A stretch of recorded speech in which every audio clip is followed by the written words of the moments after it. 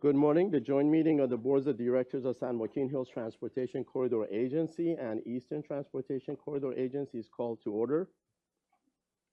At this juncture, I would like to request from Director Cynthia Connors to lead us in the invocation, please.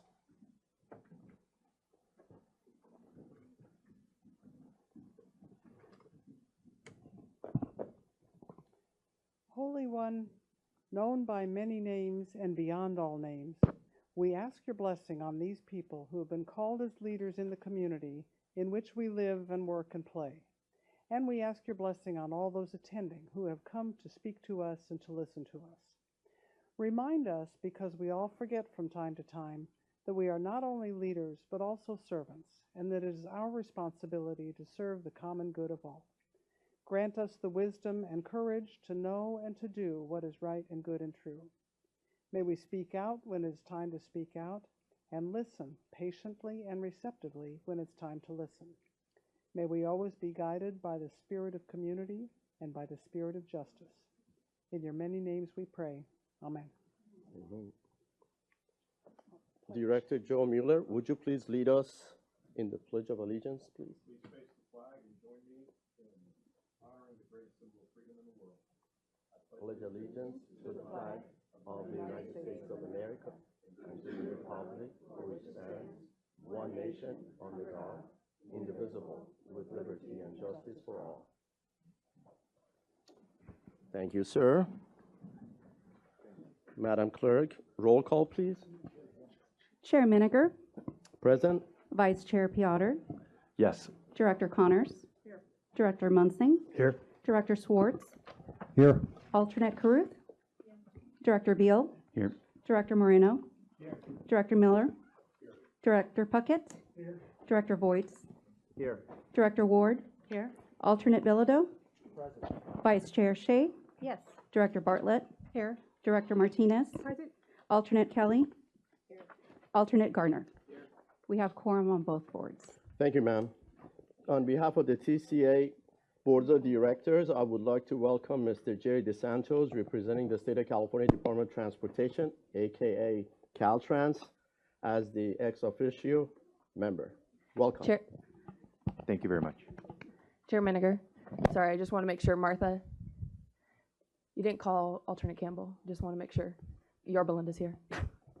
Substituting for Director Peggy Huang. Correct. Very good. We're getting to part two, public comments. At this time, members of the public may address the boards regarding any items within the subject matter jurisdiction of the boards, but no action may be taken on off-agenda items unless authorized by law. Comments shall be limited to 2 minutes per person and 1 hour for comments, unless different time limits are set by the chair, subject to the approval of the board. If needed, additional public comments will be held before the closed session portion of the agenda during the public comments, aka continued part 2, and shall be limited to 2 minutes per person for comments unless different time limits are set by the chair, subject to the approval of the boards. The first set of speakers, Ms. Amanda Quintila, and also Ms. Laura Smith.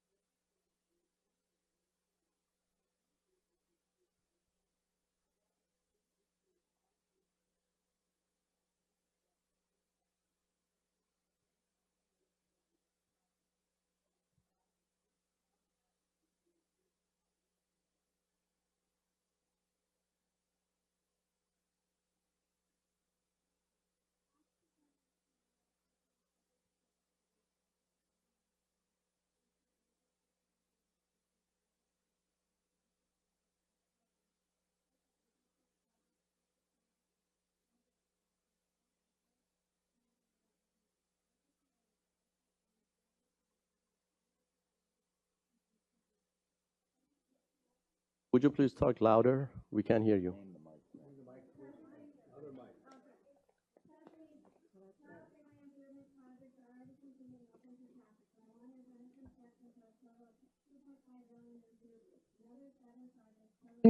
$2.2 billion are being readied for construction with completion in the near term. In addition, 7 more M2 projects that amount to $1.2 billion are being developed as shelf-ready improvements for future delivery. This significant investment includes more than $1 billion in projects identified in the South County Major Investment Study that are complete or underway. Beyond these investments, OCTA will improve transit capital projects that provide alternatives to driving as well improving local arterials. The letter to Senator Beal also referred to planned growth of South County housing as a concern, but failed to note that approval of housing developments by the new County Board of Supervisors included investments to expand existing and build new arterial roadways to meet the traffic associated with the new development, absent the extension of State Route 241. Many of the county's projects are complete. Avenue La Plata, portions of Cow Camp, or will soon to be open to traffic, Los Patrones Parkway. Still, other projects are planned for implementation in the near future, Cow Camp Road extension to Ortega. Sincerely, Darrell E. Johnson. The TCA has no authority to be looking into mobility solutions. We clearly have OCTA doing this. Thank you. This isn't working. Cord Bayer.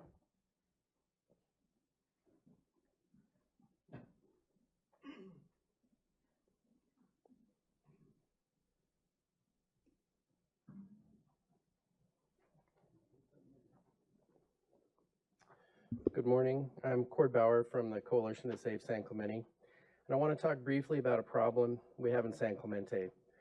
A couple of managers in the city have created a toxic workforce environment that has driven out many of our best employees, ones with institutional knowledge that they've taken to neighboring cities. Our city council knows about it somewhat, but they are not around full time, so they probably don't know the full scope of the problem, and that's unfortunate. This board of directors may be similar to our city council. You come here once a month, meet, and make decisions on issues where you have to trust what the TCA staff tells you is best. The paperwork I brought today are the TCA financials, which is something that each director is supposed to read every year. But it only tells part of the story. If you were full-time, then you might have some more pointed questions for the TCA during these meetings. Rather than learn the ins and outs of the TCA, I'd like you to look at the big picture. The quickest way to instantly relieve traffic in Orange County is to make the 73 and the 241 free. The 73 was actually supposed to be free over a year ago, and can you imagine how that would help traffic? Can you also imagine families saving $4,000, $5,000, or even $6,000 annually? Toll-bound businesses would also benefit. My doctor moved out of Aliso Viejo because his patients didn't want to take the toll road to get to his office. The quickest way to benefit mobility for your residents is to end the TCA. Solyndra was a national scandal that cost taxpayers over $600 million. The TCA has lost Orange County residents 5 times that amount and counting. Please be part of the real solution. Thank you. Thank you, Mr. Bauer. Next, Gene Jones.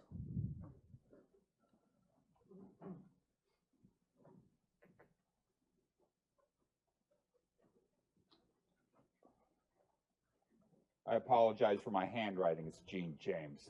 I beg your pardon. No, it's my mistake, sir. During the invocation, I heard lofty words such as service and servitude. Those words mean a lot, especially when they're spoken to the Lord. Among this group, all I see is self-service and self-servitude. Quite honestly, I come here today to this body to voice my profound and unyielding opposition to any extension to the 241. How dare you even consider coming into our city of San Clemente, destroying homes, destroying neighborhoods, destroying our property values, all to keep a corrupt agency running. it's beyond my ability to understand. I would very much like to know how you think that type of action to come into our city, to destroy a city, just to keep this agency running. I'm appalled, and any decent human being would be appalled. Thank you. Thank you, sir. Next, Mr. Tony Hayes.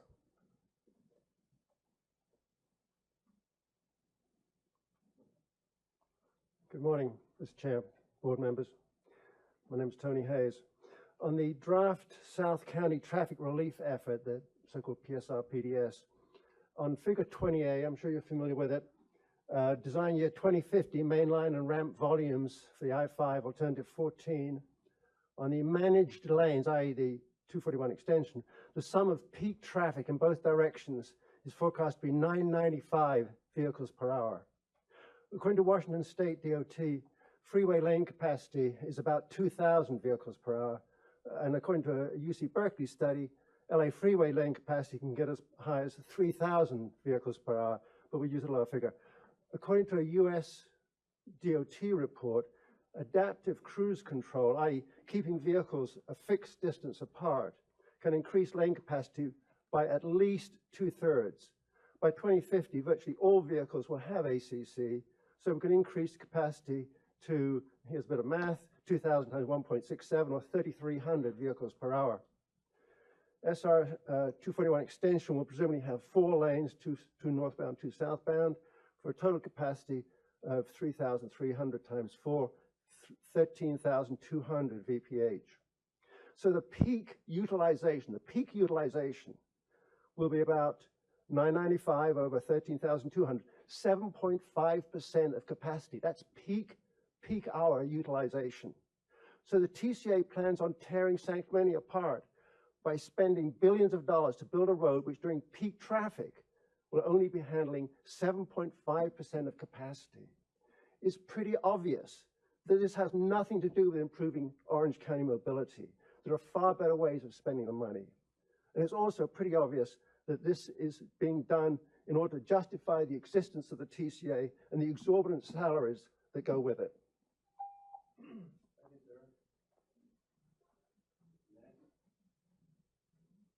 Next, a group of 3, because we're going to have a video presentation. Ms. Christy Turneray, Dagny Cassidy, and Kaylee Cassidy, please. Hi, good morning. My name is Christy Trineri. I live directly above the Avenida Pico corridor. I had to take the day off of work without pay to be here this morning. My family cannot afford this, but we also can't afford the damage your plans will do to our home, our equity, and the overall destruction of San Clemente.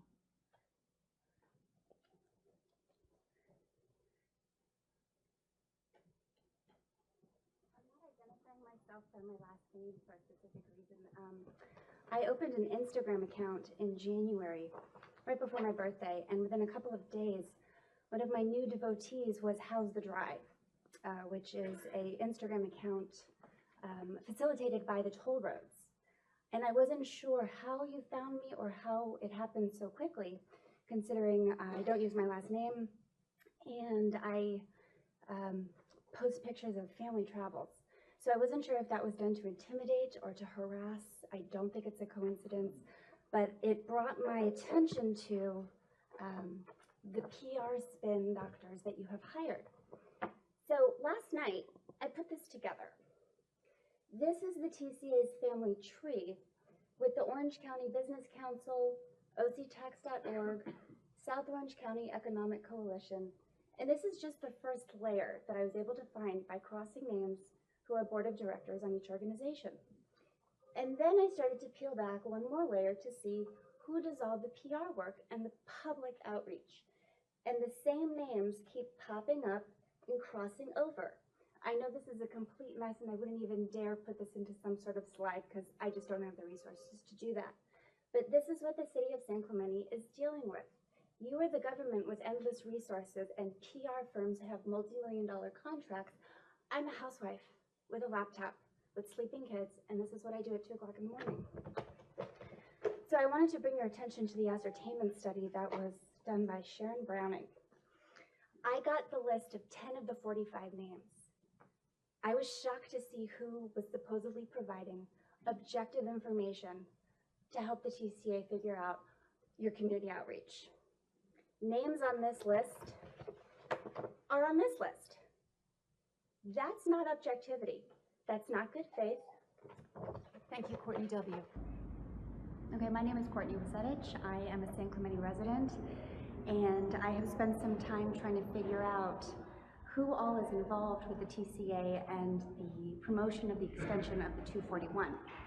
So I started with the TCA itself and some of the board members, and have found that there are direct connections and overlaps with board members for Orange County Business Council, OCTax.org, as well as the South Orange County Economic Coalition. In addition to the overlap with board members, we have found that money goes from the TCA to these private organizations. For example, Orange County Business Council, at the board meeting in November, received $20,000 from the TCA.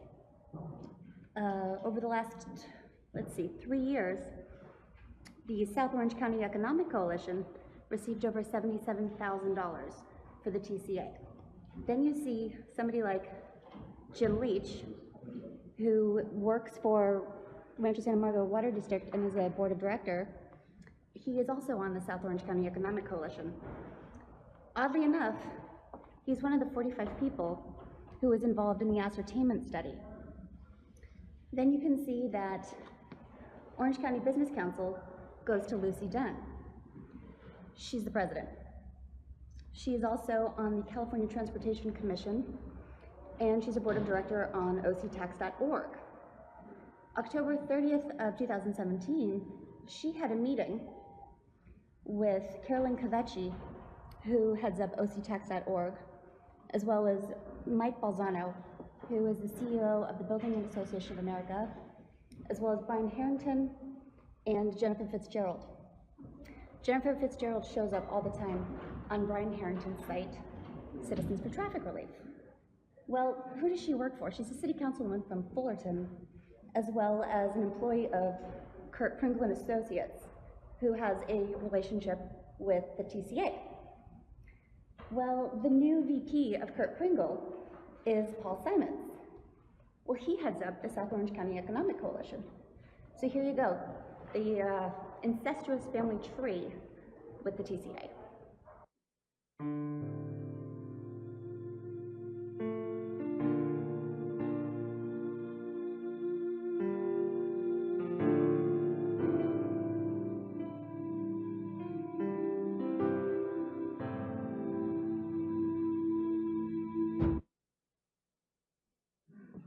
Thank you, ladies. Moving on to the next speaker, Sigiriya Kalugibu. If I butchered your name, I apologize.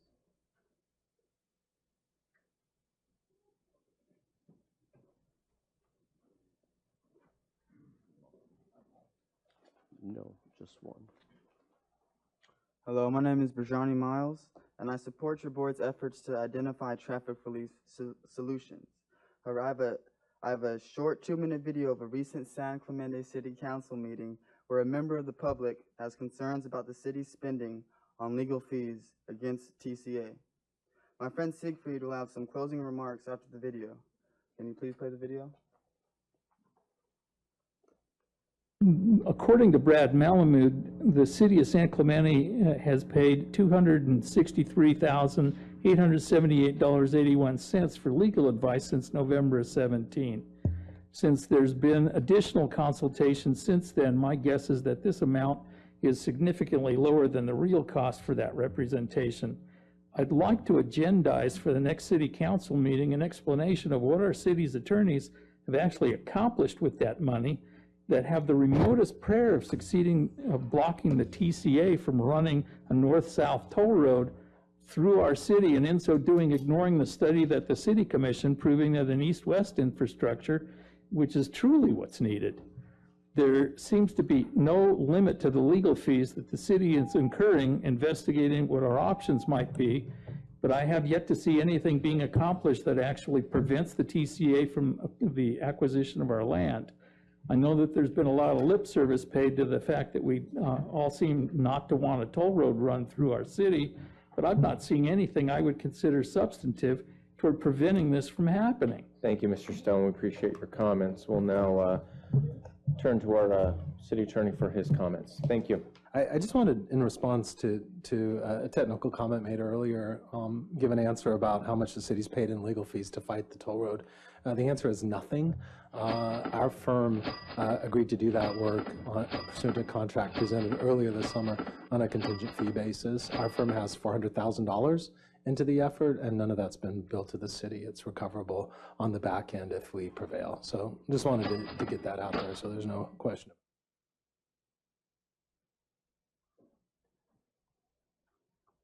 Good morning. My name is Siegfried Kalekian. You'll notice at the end the city attorney states that the city has paid nothing to the law firm regarding the toll road issue. However, the check register clearly states that the city law firm BB&K has been paid more than $250,000 with the line item that says TCA 241 extension. I'm not saying that the attorney is lying, but I urge you all to ask, where did that money go? Transparency is a two-way street. Whether you want the extension or not, it should be up to our agencies to give us that transparency. I believe that San Clemente should disclose where that money went, and thank you so much for your time. Thank you, sir. Next, Mr. Randy Newkirk.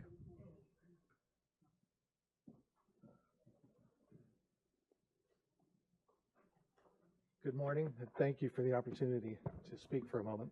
I'm a 30-year resident of San Clemente, lifetime resident of Orange County, born and raised. I've probably been driving the freeways of Orange County longer than most of you have been residents of the county. And I've spoken here several times in the past. The other day I saw a picture on one of the websites that triggered a memory that I thought might be anecdotal and worthwhile, to at least those of you who have an open mind as to whether you should extend the 241 through San Clemente. It's a picture of the original completion of the freeway on the 5 through San Clemente. I believe it was done in 1961. And that was a big deal. In 69, I got my driver's license, and that summer I spent a lot of time driving to see a friend and go sport fishing in San Diego, and in the summer of 1970. There wasn't a lot of traffic on the road. It was a much earlier time. But ironically, very often on a Saturday driving south, there would be traffic in San Clemente. And on Sunday, driving back, there'd be traffic in San Clemente. And it wasn't because there weren't enough lanes. It wasn't because there were too many cars.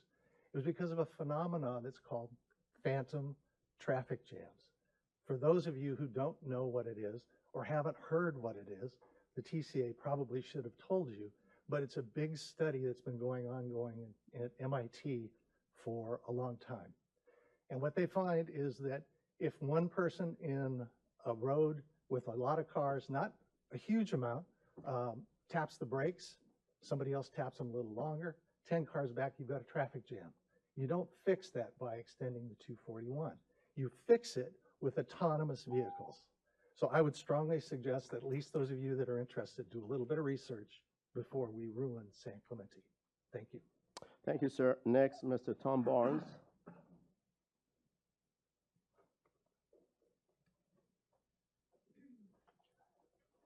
Tom Barnes, San Clemente. Slide 1 shows 2 TCA spaghetti maps, starting with the 21 routes on the left that were reduced to 9 routes on the right. Slide 2 is the TCA's new spaghetti map that focuses on Route 14 from the, quote, August 2018 project study report. Removing other routes from previous maps should have made it simple to show a preliminary component of Route 14. But because the Del Cerro project is missing from the map, we added a simulation of the project to the enlarged section of the map on the right side. The Del Cerro project is represented by the red space line circled in blue. This project includes rebuilding and widening Del Cerro, as well as a bridge over Pico with connectors to the north and south interchange for Route 14. Slide 3, study table 7.5, lists some of these structures missing from the map, including Cali Del Cerro OC Bridge, north and southbound lanes on the right and left sides of Del Cerro, and other important features. Excluding Del Cerro and key structures from the map is misleading, making it seem like no projects are being considered at this location. This glaring omission is either a deliberate obfuscation or just plain sloppy work. From my experience of studying the TCA's data, it is probably the latter.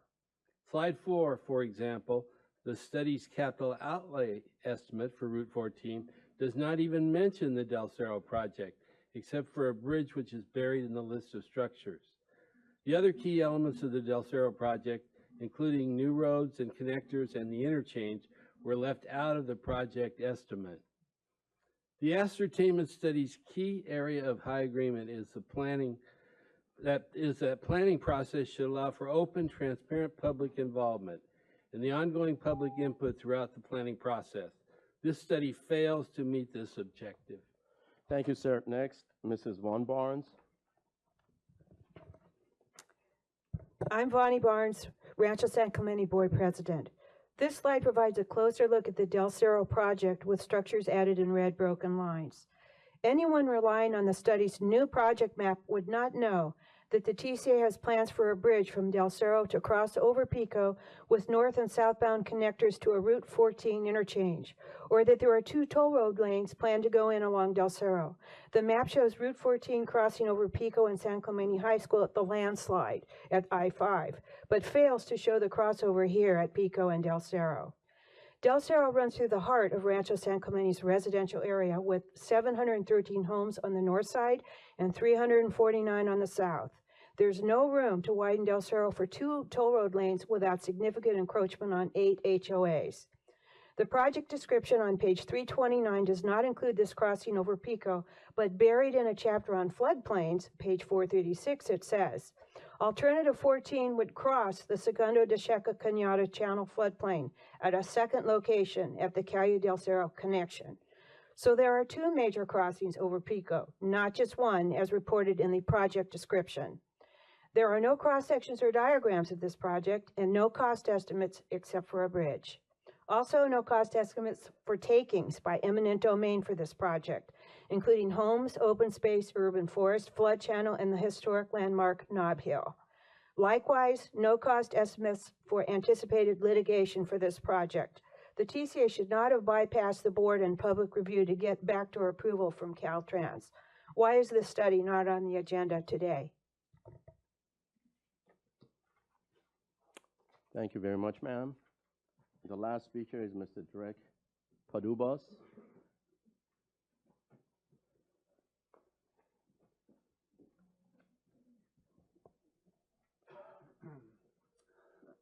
Good morning, everyone. I'm a resident of San Clemente. I have no affiliation with anyone. I would like to maybe introduce another concept. The speakers who speak here in the public forum should say if they are being paid or represent any organizations. Okay, that's one thing. Okay, because we don't know right now if any of the presentations are biased or not. Okay, the second point. I am the resident of San Clemente, and I look at your statistics and look at the business case, right? And you know, there's economists, they have this ugly word called externalities. And externalities, what it means that all additional costs have to be taken under consideration, okay?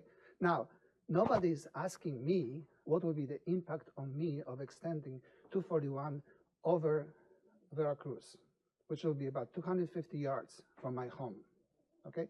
The value of my home will probably go down. Also, I urge anyone to look at the impact on extension of 291 through Corona. It was actually an expose on one of the programs on TV. As soon as you start pounding those pails in the ground, the cracks in homes will appear. The values of homes will go down. The people will not be able to sell their homes. Okay? Insurance companies, with their collusion with everybody else, it seems like, they say, don't fix anything because we're not going to cover any of the expenses.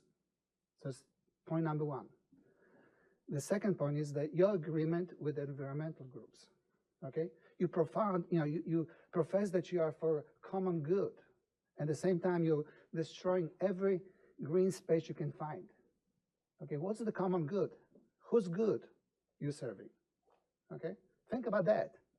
Okay, just because there's an empty space and developers have a great interest in developing this land. Okay, last point. Look, the appearance right now is that you're running a criminal enterprise. Okay, that's the appearance. Sir, your Okay? time's up. Thank you. Thank you. Madam Clerk, do we have any other requests to speak forums? No, we don't.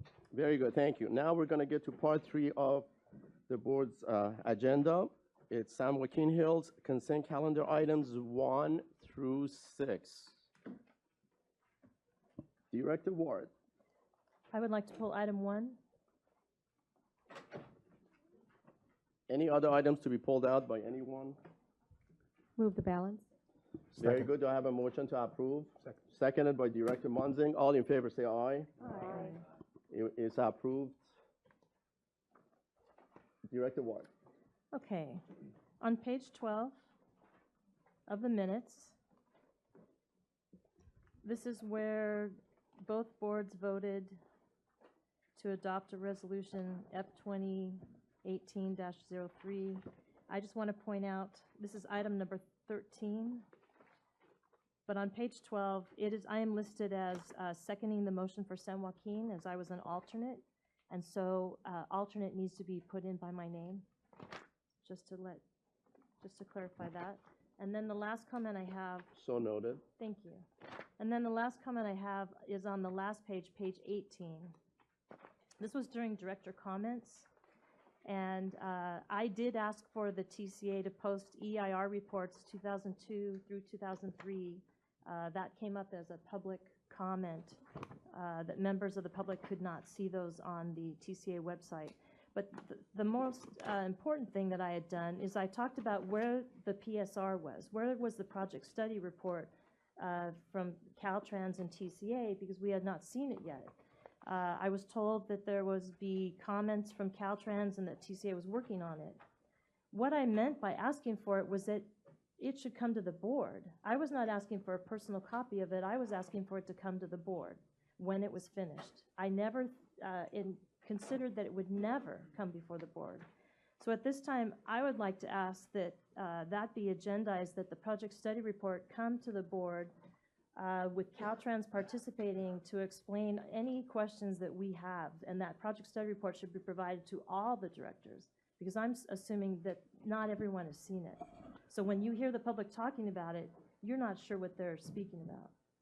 So that is my request, to agendize that, since it bypassed us, did not come to us. Your points are well taken, Director Ward. We're going to take you to the Executive Ad Hoc Committee, and then we're going to make a determination on that. Thank you very much. So do I have a vote on item number 1 to move? Move approval with amendments. Any second? It was seconded by Director Caruth. All in favor say aye. Aye. The motion is approved unanimously.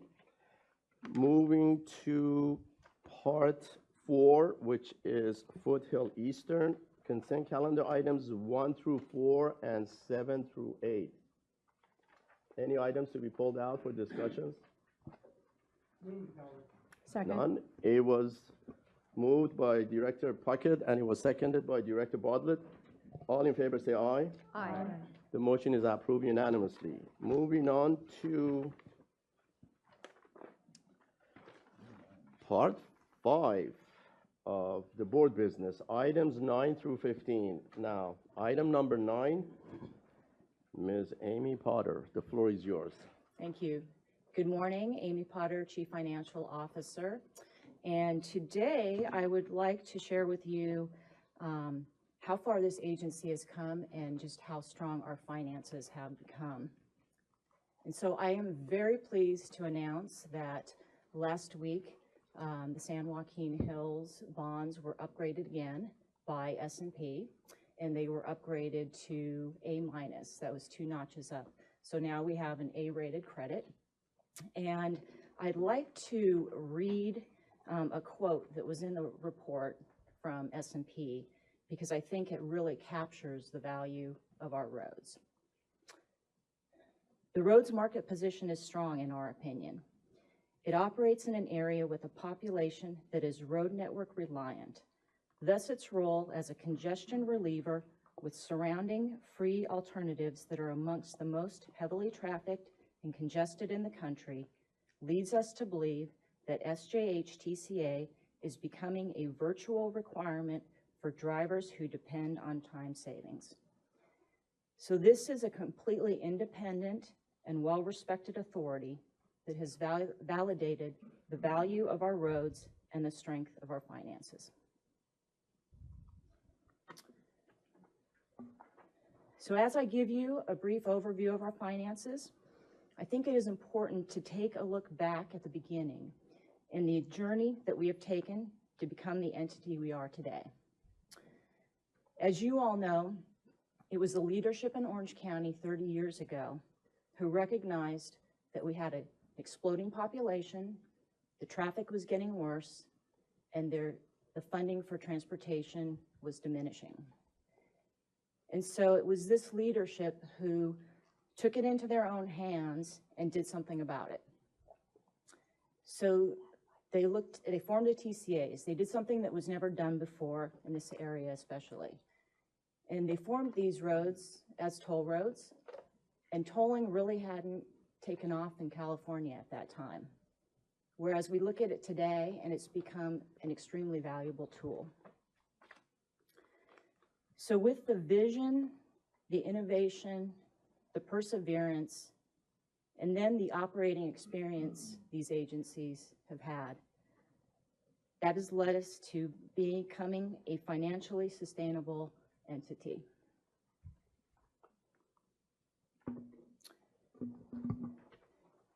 The Foothill Eastern and San Joaquin Hill corridors were built by issuing non-recourse toll revenue bonds rather than by utilizing federal or state funding, sales tax bonds, or other monies backed by the government or taxpayers. Since these were innovative roads and innovative financings, and they were the first toll roads in California, the projections were not always perfect, but even through that period of time, the agency made all of its payments timely and for full value.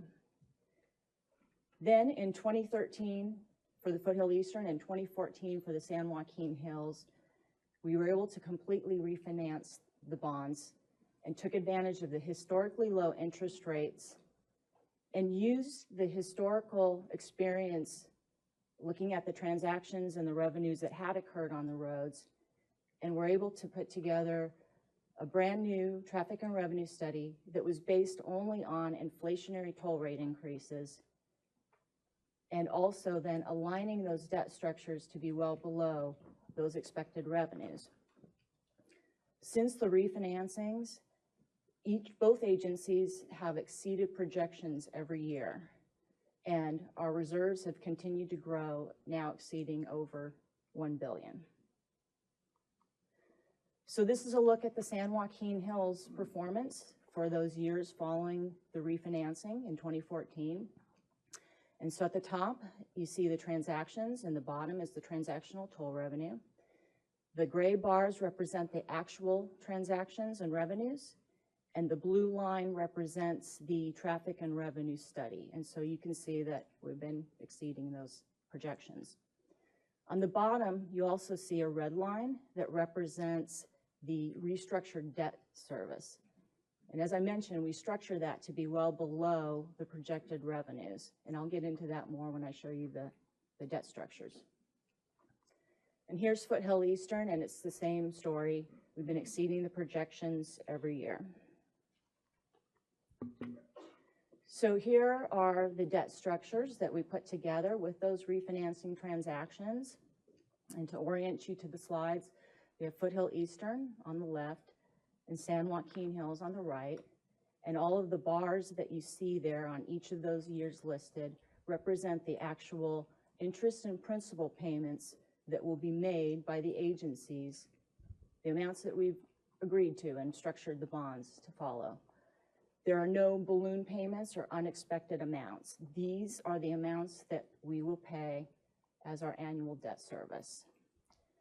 The green line represents the adjusted net toll revenues, so it's based on those projections I just mentioned, including assumptions for only small inflationary toll rate increases and the natural growth that occurs in transactions based on the population that's growing and all of the development that's occurred in the area and all of the development that has been already approved for the future as well. And so you can see there the gap between the revenues and the debt structure that we purposely built in as margins that would allow us to withstand economic cycles and to build cash reserves to provide for the flexibility for projects or to pay down debt early. I'd already mentioned the upgrade that we just received last week from S&P. Yesterday, we also received an upgrade to the San Joaquin Hills bonds from Moody's, moving it to Baa2. And also, they revised the Foothill Eastern outlook from stable to positive. A year ago, Moody's had upgraded both of the credits to investment grade. And within the past 2 years, Fitch and S&P had also provided other upgrades. So you can see that we've had numerous upgrades since we've refinanced the debt. All three major credit rating agencies rate both of the TCAs as investment grade. So to recap, following the refinancings in 2014, the annual transactions have grown more than 20% to $101 million in fiscal year 18. And those are transactions that are not on the highly congested 5, 405, 55, and the city streets. The annual toll revenues have grown more than 40% to $380 million with only small inflationary toll rate increases. And so that's providing us that financial stability. And the cash reserves have grown to $1.1 billion, providing flexibility to weather economic downturns and contribute to improved mobility in the region. And that concludes my report. Just a quick question for you. The cash reserve is for both agencies? This is combined, yes, that's correct. Thank you. Any comments? Director Spitzer. Thank you very much, Mr. Chairman. So do I understand with respect to the San Joaquin, is this the first time in our history in the last 30 years roughly that we've crossed over on San Joaquin to investment grade? No, all of the bonds have been in investment grade. That's because they've been backed by, I'm talking about in terms of the rating. I didn't phrase it correctly. The rating has moved to A. So Correct. investment grade is BBB minus. Right. So how all of long our have we- bonds are at a minimum of investment grade. Now we've actually moved into the A category, which is very high. Exactly. So in order to get that rating in years past, we always had to back it with insurance. So the question now is by going into this next level, in the event we did a refi in the future, would that potentially change the cost of that refi? Obviously, wouldn't you have savings and other things you don't have to do as a result of this increase in the investment grade? That is correct. And generally, it's even just the market, the rate that you can issue the bonds for. The higher the rating, the cheaper it is for us to go out and issue debt or refinance. So I see Bob Rich in the back. I mean, he's been with us the whole time, and there's obviously other advisors, and I think they should get a shout out. Colleagues, I was chair in the darkest days of the San Joaquin when we did not have an investment grade, and it was rough. And going to Wall Street, many of you have made that trip. The thing that we emphasized over and over, whether it was with Wally Kreutzen or Colleen at the time, was the discipline of the board. That was the most important thing they wanted to hear, that we had the discipline to do what we needed to do to be responsible. I think Dennis, I think you were working on staff at the time, and Director Bilodeau also helped steer a lot of that through as a staffer at the time. So I just think this is a really important moment to acknowledge. I know we have along the way, but this is a big deal. It's a big deal. And it means a lot when you have Wall Street recognizing the accomplishments of your staff, But I just wanted to let this board know because of its discipline, and certainly all the other elected officials who sat on this board over the years, right, who have also are responsible for this accomplishment, right? They also had to make a path for us as well. Deserve a lot of credit. So congratulations. I think this is simply outstanding. And it continues to reemphasize our story, that how important our network is in our county. Because if you actually took it away, it would be devastating. Our county could not exist without this network. Thank you very much. Thank you, Director Spitzer. Director Bartlett. Thank you, Chair.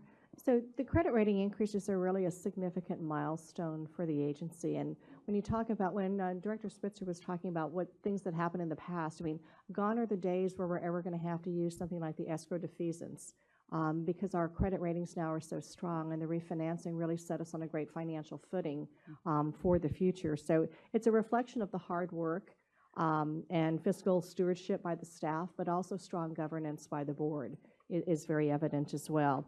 And you take a look at the year-over-year numbers, looking at the July 17 versus July 2016, up 4.3% in revenues, and transactions are up 1.9%. It just goes, the numbers month after month, year after year, go to the strong track record of the agency and the ridership that we have out there, and our significant toll policy that the board sets. So we always want to strive to improve mobility in Orange County. And the rating increases is a testament to the good work of the staff and the agency, and certainly to the board as well, and provides that long-term value to and benefit to the toll roads that we provide to the community in terms of mobility in Orange County. And these roads are essential to mobility and to the economic factors that come to play in Orange County. We've got our 3.2 million people here that need to be mobile and moving along every day, in addition to those that take our toll roads every day to come into Orange County to be part of our workforce. And it lends itself to the strong aspect of tourism and also business development. So this is a great news today, and congratulations to everyone. Thank you. Thank you, Director Bartlett. Vice Chair Christina Shea. Yes, thank you, Mr. Chair. And I do want to thank Directors Spitzer and Bartlett for bringing forward the compliments that are very well deserved for our staff and also for the board members. We sit here, I know there was a comment made earlier, we just come in once a month, but that's actually not accurate. We come in many, many times during the month. We have multiple committees that we oversee our expenses, our projects, so we're all very much involved. And I would say that based on the strong economic strength that we are showing, that so many of the comments in the community have to be balanced out with the facts. And the facts are we're financially doing very, very well. And we have a wonderful agency. We are moving people north to south and getting our communities moving. And I agree, the fact that if we didn't have these roads, we would be going along the roads as a snail pace, and it would be such an uproar from that angle as well. So I'm very pleased, Amy, for all your hard work. You've been behind this for years, and we're just so thankful for all your work. And Mike, for your leadership, working with the board and keeping us up to date on all these new facts and great accomplishments. So thank you, all of you. Thank you very much, Vice Chair Christina Shea. Director Ward. Amy, you mentioned that just yesterday, Moody's had upgraded Foothill Eastern from stable to positive. Is there a report on that? Yes, they published their press release yesterday, and they will be publishing a follow-up, a more detailed report today. But yes, it was made public yesterday. Can that be sent to the board? Sure. Okay, Yes. Thank you. Thank you, Director Ward. I wanted to echo the same comments that my colleagues made. We are very proud of this accomplishment, and thank you very much, Ms. Potter. If there are no other comments, this is a receive and file item. Any motion to file? Second. It was moved and seconded. All in favor say aye. Aye. It was moved unanimously. Moving to the next item, this is Foothill Eastern Transportation Corridor Agency. Only item, traffic data collection for South Orange County. Hi, I'm Paul Bopp. I'm engineering manager. I'm here to present the traffic data collection for South Orange County item. Last year, in the summer of 2017, TCA contracted with Fair and Piers to perform traffic data collection on segments of the I-5 to assess the transportation needs in South Orange County. To allow collection of a second annual data set, staff is again requesting assistance from Fair and Piers to perform this work. Fair and Piers has over 30 years of experience providing traffic engineering services and is one of TCA's board-approved on-call consultants. Now, since collection of the 2017 traffic data set, 2 traffic improvement measures have been or soon will be implemented in South Orange County. The first is the high occupancy vehicle lanes open on Interstate 5 from San Juan Creek Road to Avenida Pico. And the second is Los Patronos Parkway is scheduled to open from Oso Parkway to Chiquita Canyon Drive this year in around September 15th timeframe. Collection of a second set of data at approximately the same time frame as last year will help to understand any evolving trends in relation to the 2 new projects. The traffic counts are performed by placing cameras at specified locations along Interstate 5 to record the traffic flow. The recorded video is then viewed by a technician who determines the vehicle count and distinguishes between cars and trucks. Fair and Piers proposes to perform a series of traffic counts at the same 5 South County locations as were performed last year. This will provide a basis to compare existing and past conditions. The traffic counts will also be used to verify the average daily traffic at the county line. An accurate measure at this location is imperative since it is incorporated into the traffic model and acts to influence the resulting traffic forecast. Also included in this task order, Fair and Piers will continue to provide traffic support for the PSR PDS document being finalized as part of the South County traffic relief effort. The second service will include responding to review comments and completing the traffic report. So the recommendation is to authorize the Chief Executive Officer to execute task order number 9 with Fair and Piers for a not to exceed amount of $245,200, and to authorize the CEO to execute amendments within 5% of the authorized expenditure without further board action. I'd be happy to take any questions that you have on this item. I have a couple of questions for you. As a practitioner, as a registered engineer in the state of California, I wanted to make sure that I see the list of all those counting stations, what kind of truck vehicle classifications they're going to be collecting according to FHWA's latest, because we have to think global, but at the same time, we are going to be acting local with regard to specific segments of the interstate system or other major arterials within the state of California.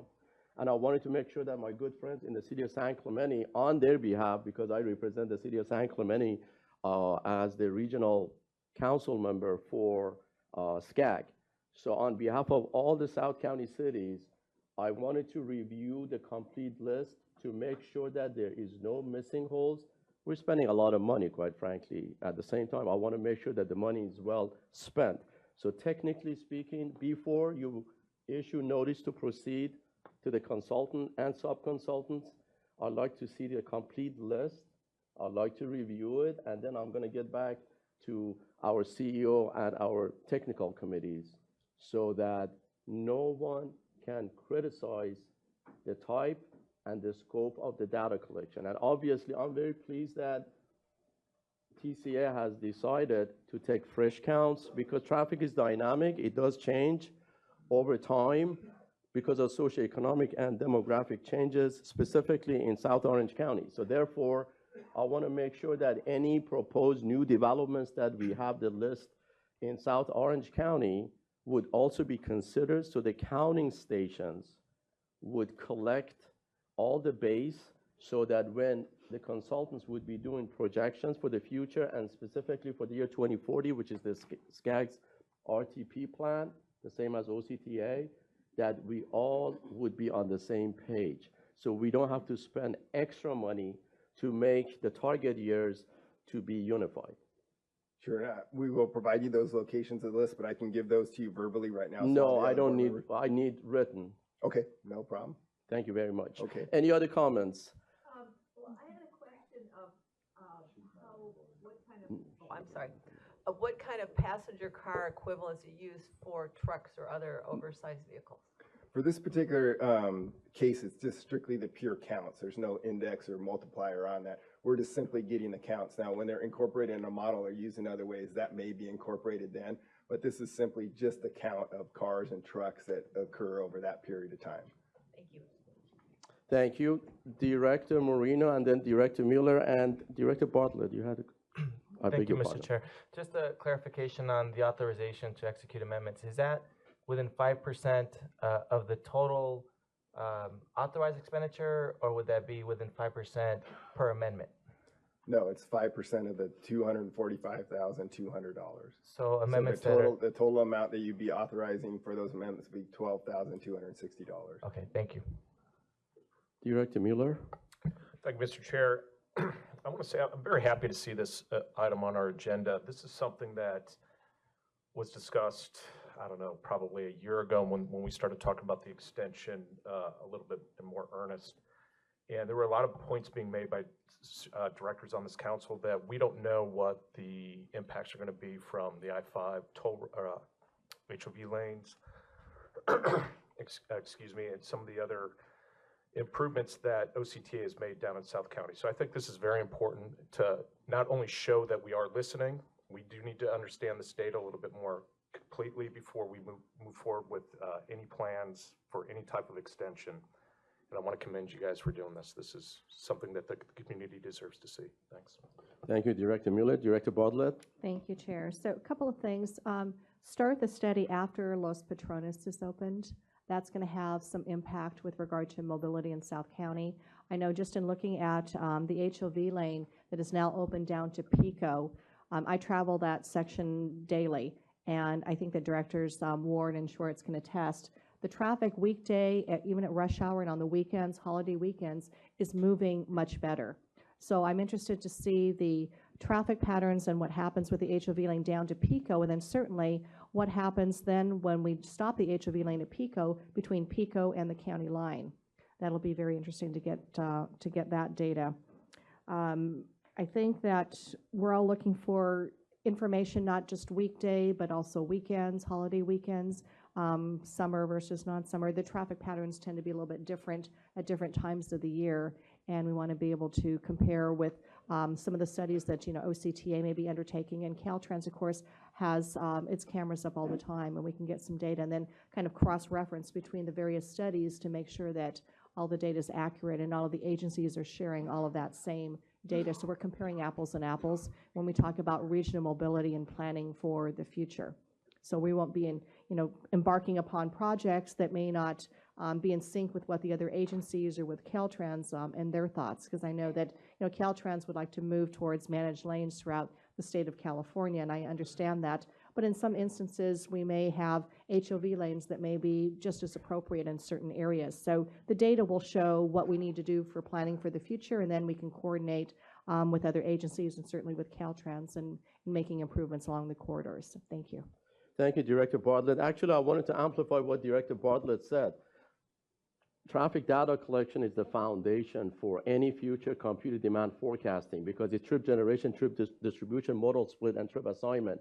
What I want to make sure that once the data is collected, then Caltrans, District 12, and OCTA, you do cross-examination of the base traffic data, so all the parties would be in concurrence to save taxpayers' money. So in the future, no other agencies, my good friends in San Clemente, would not be in agreement of the data. That's the best way to do it, so that we all would be on the same page and we do it the right way. Once it's technically sound, then nobody can argue with facts.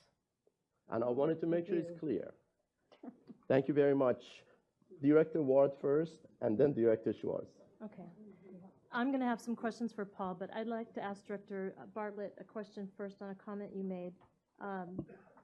That the traffic data we collect, that we look at weekends and holidays and maybe compare it to data that OCTA may be collecting. Is OCTA collecting weekend and holiday traffic data? I know that we are collecting data. I don't know if it's weekends and holidays, but I mean, to the extent, and Caltrans is always collecting data as well because they have the cameras up on the bridges. So to the extent we can coordinate with other agencies and with Caltrans, we want to be able to collect our data here. Everything has to be data driven. But whatever we can collect that we can compare with other agencies and with Caltrans, I think we'll end up with the best result for what we need to do for improving regional mobility. So it may not be complete apples and apples. OCT might be collecting different data than TCA, and then Caltrans, of course, they're running 24/7. So we always have the ability to collect our data and then also compare it to Caltrans, and they're collecting all the time. Well, the typical threshold is 5 to 10%. If the traffic volumes have discrepancy between 5 to 10% in the industry, as the state of the practice, state of the art would dictate, would be acceptable. So we wanted to make sure that we are within those ranges. Director Schwartz. Oh, I wasn't finished. Oh, I yet. beg your I'm pardon, sorry. Director Ward. Hold that thought. So Paul, you mentioned that this is on 5 segments of the freeway in South Orange County. The report first says summer of 2018, and then into the report it says end of summer timeframe. So I would like clarification of the exact timeframe of what was collected for 2017 and what you're going to do, because I also am concerned that Los Patrones is not opened yet, and you mentioned that as one of the drivers that we need to look at. Right, so the first time frame under this study, we're targeting for the end of August. And then the second one, because we want to make sure that, as you know, Los Patrones, the start date has been pushed back to mid-September now. We're going to do the second time frame in October to be able to capture the opening in Los Patrones Parkway. And then keep in mind, Los Patrones Parkway, it's not the complete opening. It's just down to from Oso to Chiquita Canyon Drive, which is a little over probably half. So it's not making the full connection down to Cal Camp. Do you know the date of the full connection to CalCamp?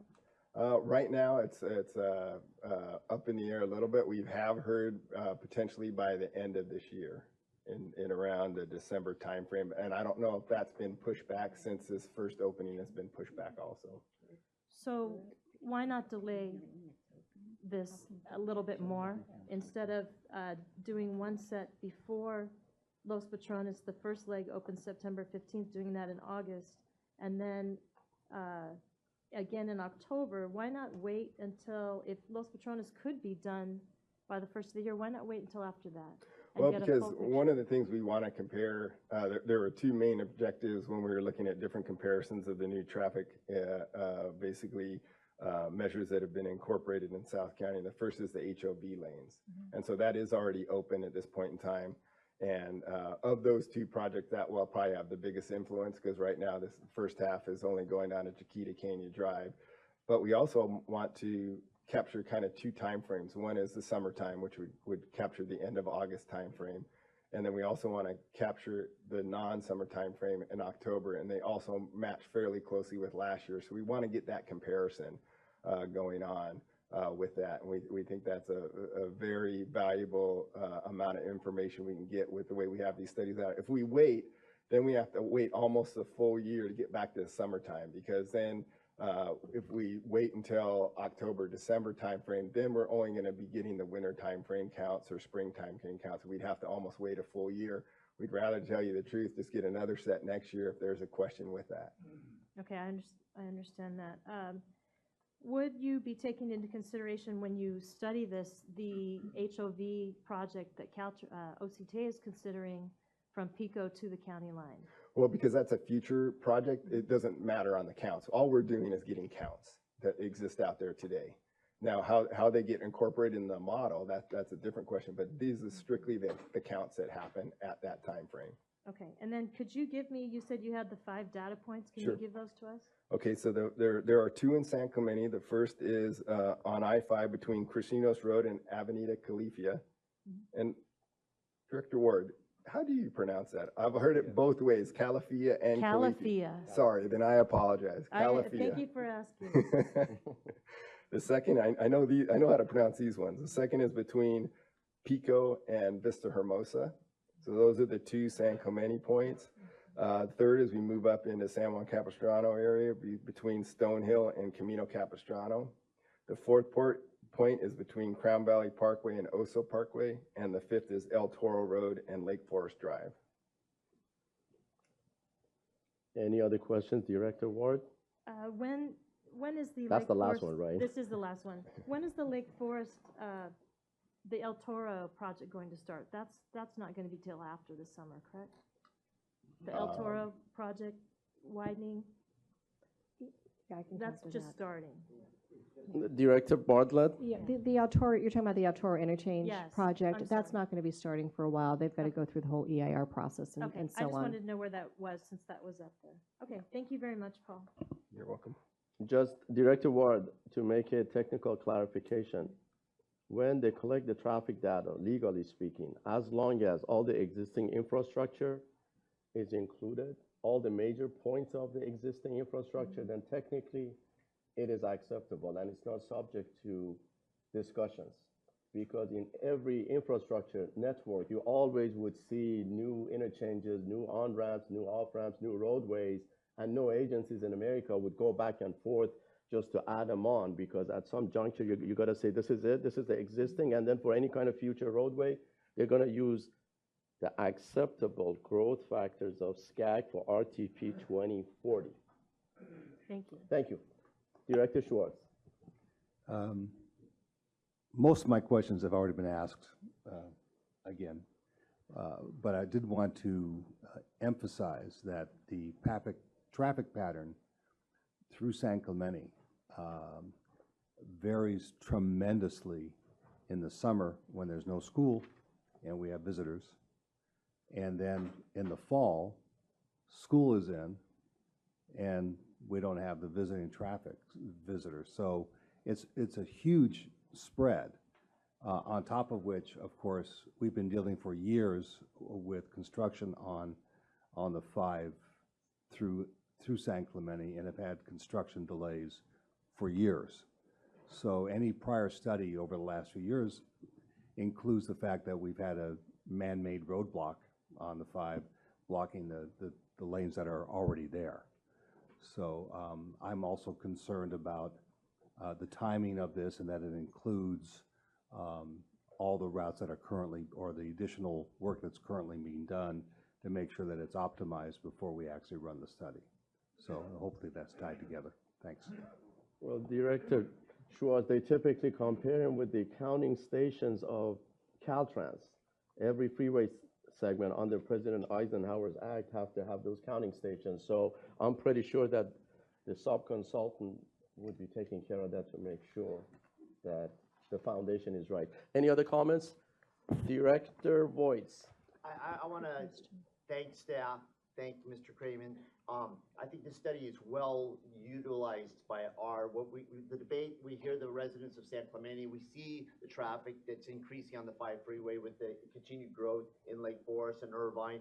But the fact is that these numbers will actually allow us to make wiser decisions. And so I'm excited because people say that we want to ruin things. We want to make things better, whether it be for the 5 freeway, for the residents of Lake Forest, for the residents of San Clemente, for the residents of Orange County. The 5 corridor going through Orange County is a major conduit from Northern California to Southern California, from San Diego to Los Angeles, and the fact that we need traffic to be able to flow through there. So these studies will actually give us a better picture of what's going on. And so I'd like to move staff recommendation in this traffic study forward. Make my motion. Before we do so, Director Bartlett. Okay, I'll second the motion. I just want to confirm that with regarding the mounting of the cameras, you're going to set them up so we capture data for both northbound and southbound. Correct. Okay, thank you.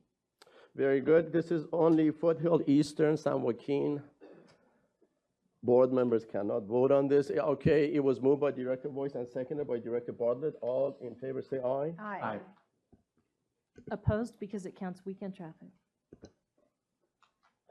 That's my reason.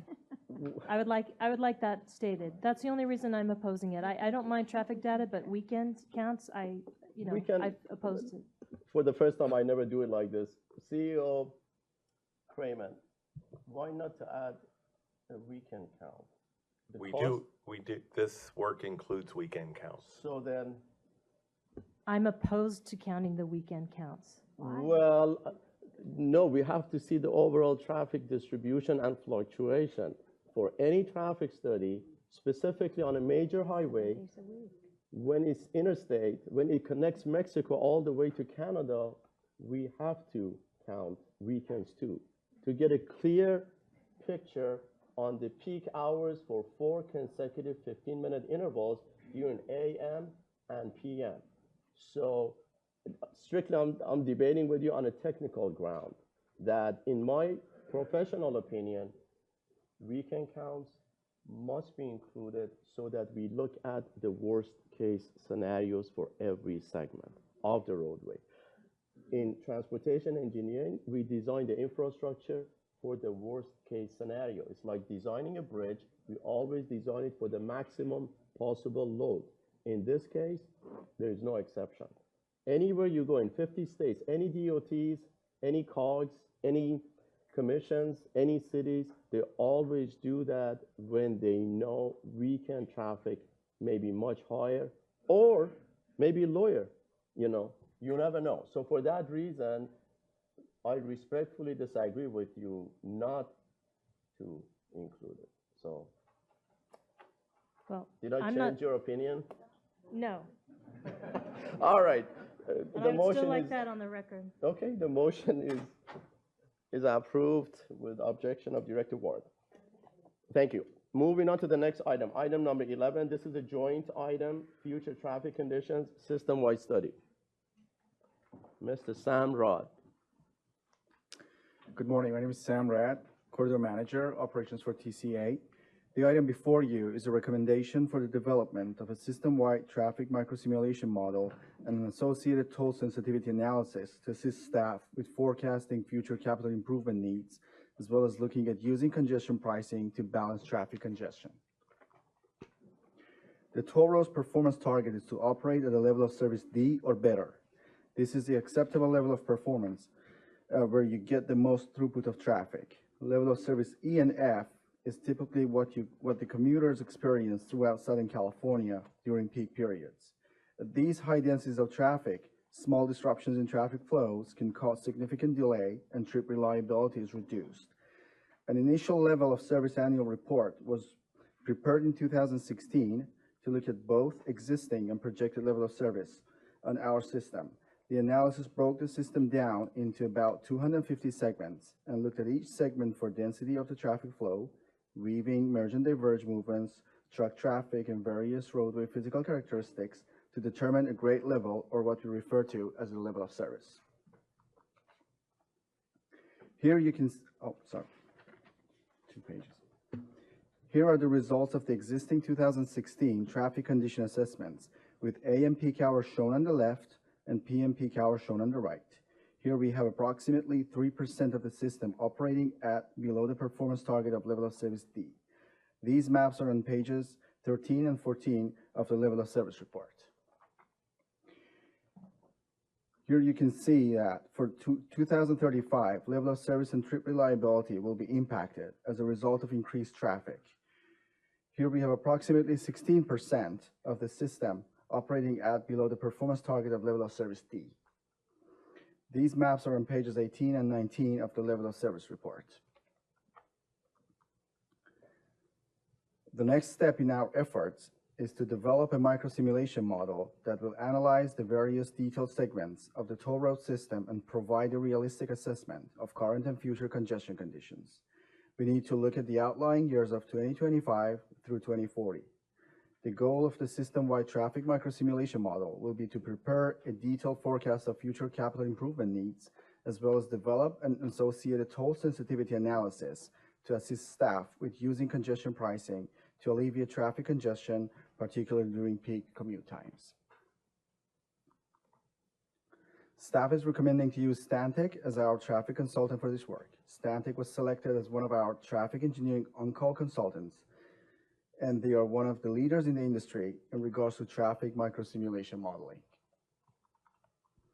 Staff recommends the Chief Executive Officer to execute task order number 5 to contract number K001056 with Stantec for a not to exceed amount of $36,000 for traffic simulation modeling consultant services for the San Joaquin Transportation Corridor Agency.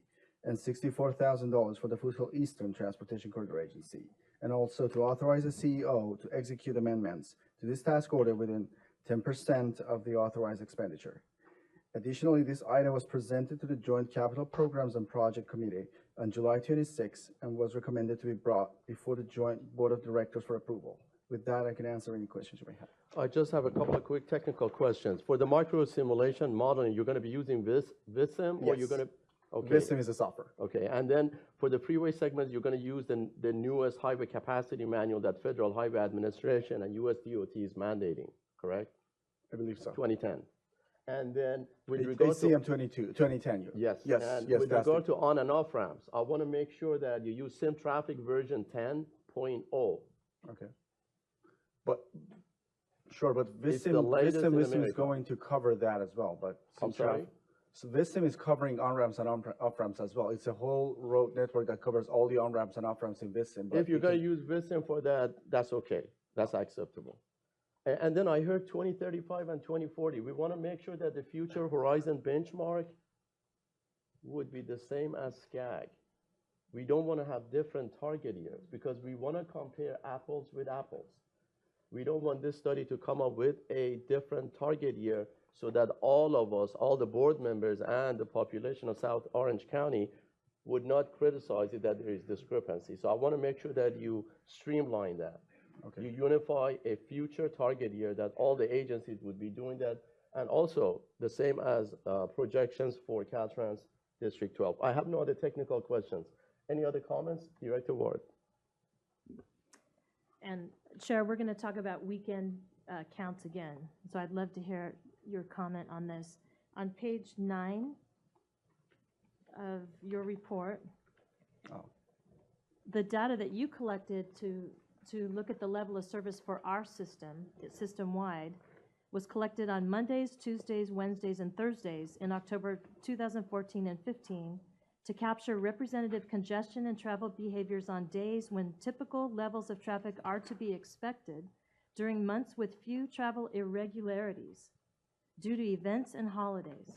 So here we are using weekday peak traffic in order to figure out congestion pricing and levels of service for needs for our system, yet we are being asked to look at weekend traffic to justify a project on I-5. So again, we're not looking at things the same as we're asking for a future study. And this is the same as OCTA would do, and to me, any other Department of Transportation. They would look at days where they knew there would be peak traffic, where weekends are variable. So that's my concern. And I would point that out, that this report uses weekday traffic. Well, regardless, for any kind of freeway segment, we have to collect the typical weekday traffic, excluding Mondays and Fridays. It's a pretty much standard in the industry. Then we come up with the corresponding level of service and volume over capacity ratios as the criteria to see how they are functioning, what happened to be the condition of that specific freeway segment, weaving segment, on-ramp, off-ramp. But let me ask CEO Kramer. Right, so the data we'll draw on includes weekends because on our system we have 24/7 traffic count. So we'll be using all of that information. The purpose of this study is to help us as we look in the future for our capital improvement plan, understanding when in the approximate plus or minus 5-year periods we're going to be needing to widen segments so that then we can put financial plans in place to fund those widenings, and also identifying operational constraints to the operation of the road, and then develop concepts for fixing those. So this is really to support the capital improvement plan, which was modified quite significantly when we brought it for approval in June. And as the system has matured, all of these widenings that were envisioned in the ultimate system were years in the future. Well, we're now at that point where we're years in the future. So the purpose of this is to help us understand operational congestion pricing, as well as capital improvement projects to increase capacity at choke points at choke points on the road so that we can get more date-specific and plan for implementing those projects in our capital improvement plan. Thank you. And CEO Kramer, you can correct me if I'm wrong, the purpose of this new study, system-wide traffic study, would be to have an independent and objective micro simulation assessment of the existing infrastructure system in South Orange County, correct? Well, it's throughout our entire system. So this isn't Right, focused on South County. This is for both roads, every mile of the roads, to figure this out and then help us put together the plans to bring to you for decisions for future investments in the system. For the base of 2018. Well, base year will be 2018, but we'll be looking 2018 out through 2040. Right, that's the projection. And one of the important things in the simulation is we're going to be modeling it in 5-year increments so that we have an understanding of when those choke points become. And then the other thing is regards to weekend versus daily, that's based on the characteristics of the traffic on the road, and that varies by road. So even I-5 varies by positions on I-5, and certainly within our system, the demands vary by week of the day. So it's whatever the peak conditions are. If weekends are the peak condition on these segments, that's what we'll look at. So we're still going to be looking at peak conditions. Very good, thank you. Any other comments, Director Ward? So, CEO Kramer, if the studies were to show, if we're studying peak choke points on weekends on I-5, if they don't show that they are present, then the focus would not be on those segments. It would then rightfully go to the segments that are congested. Correct. It'll be where the peak conditions exist. Okay. All right. Thank you. For 4 consecutive 15-minute intervals. Yes. Any other questions? Director Marriott. Thank you, Chair. Quick question. What work has Stantec done for us to date, and at what cost, ballpark? Or have they? So far, they did different projects throughout the on-call. The total amount to $226,000, and this one will be $100,000 on top of that. Yeah, Stantec has a number of on-calls with us. This is the traffic engineering one. They also do our traffic and revenue study. I can get you that number. It's much higher than what they've done just on this on-call. And one of their unique qualifications for this, as we get to congested segments of the road, we need to both look at adding capacity as well as congestion pricing. So that's why they're sort of ideally suited for this task. Thank you. Director Bartlett? Okay, thank you, Chair. I think it's important that staff is also going to be working with the firm to look at not only the current data as it exists today, but you've got to extrapolate with all of the information we have out into the future, because you may have points that are choke points today, but out in the future, for whatever reason, it's not showing, and you may have sections of the corridor that look okay today, but out in the future, they're going to be congestion areas or choke points. So looking at now and into the future, we need both, because it takes so long to plan projects and infrastructure and such. So it's important to know current data may be different in the future one way or the other. And the firm that we're contracting with needs to take that into consideration. That's true. We'll be working closely with them. So, in the interest of time, since there are no other comments, we need to vote for San Joaquin Hills. I'll make a motion to approve for San Joaquin. It was moved by Vice Chair Piotr and seconded by Director Bartlett. All in favor say aye. Aye. Aye. It was approved unanimously. For Foothill I'd Eastern like to move Transportation. Foothill Eastern. And I'll second that. Second for Foothill. Very good. It was moved by Director Voigt and seconded by Director Ward. All in favor say aye. Aye. It was approved unanimously. Moving on to the next item now, because this is a new ordinance that is the first reading of it, I need to read the whole thing. I apologize for that.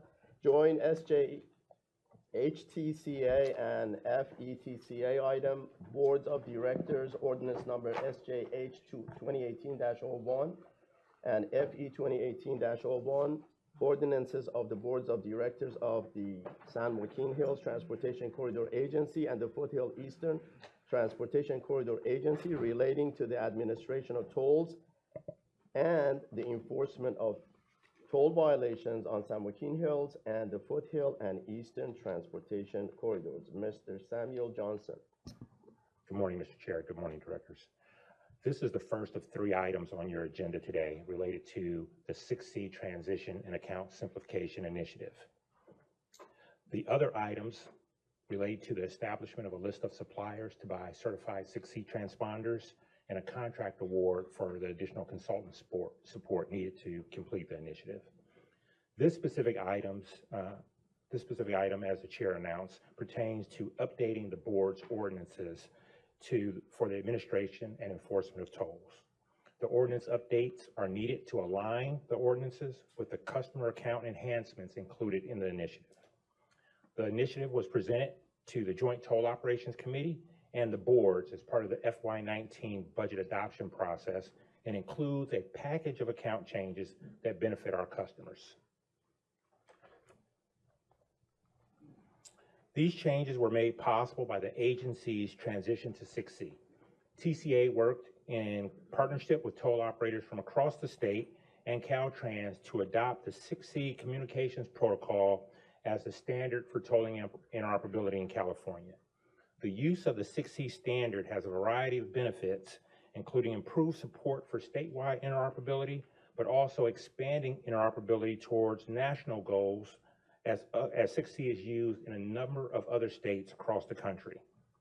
The primary benefit is the cost efficiency gained by purchasing sticker tags in lieu of the traditional hurricane transponders that we've used for the last 20 plus years.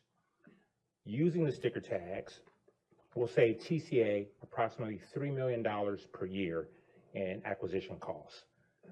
These savings will be passed on to our customers through the elimination of monthly account maintenance fees. The package of enhancements that would go into effect in FY 2020 include, as I mentioned, the elimination of monthly account maintenance fees on any of our account types, regardless of usage, making our current express accounts interoperable on any toll road, bridge, or express lane in California, expanding our fast track payment methods to include the pay-as-you-go and invoice payment methods, providing an earned discount program where prepaid account holders can receive $1 off every toll on TCA's roads, and providing free sticker tags to all account holders while offering customers the option to purchase a switchable transponder. Implementing this package of changes requires the boards to adopt updates to their respective ordinances, which establish the policies under which the agency administers tolls and enforces payments of tolls. These ordinances were originally established with the openings of the road and have been revised from time to time to reflect changes in board policy. The most recent revision and adoption was in 2013 as part of the plan to transition to all electronic tolling. Those revisions allow staff to offer the pay-as-you-go and invoice-based payment methods. However, the verbiage used in the ordinance restricted those payment methods only to express accounts.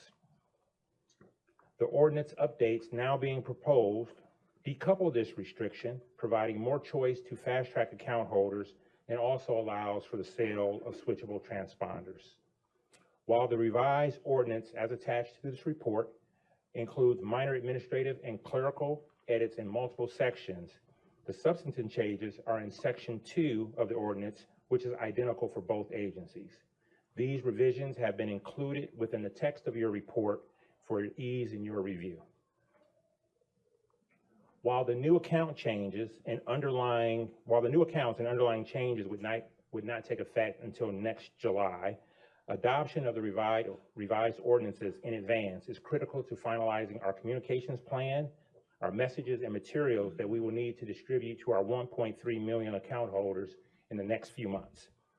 The ordinance change would coincide with the first phase of account changes taking effect on July 1st, 2019, and the final phase would complete on October 1st, 2019 with the conversion of express accounts. We are requesting board action today to approve the reading of the ordinance into the record by title only so that it can be considered for adoption at the next meeting slated for October. This recommendation was presented to the Joint Toll Operations Committee last month, who unanimously supported bringing it to the boards for consideration. As the board's action pertains to adoption of an ordinance, for each agency, I will present the recommendation for the chair to request a vote and then conduct the reading of the ordinance as directed by the board. With that, the first recommendation is for the San Joaquin Hills Board to introduce the first reading and read by title only, Board of Directors Ordinance Number SJH 2018-01.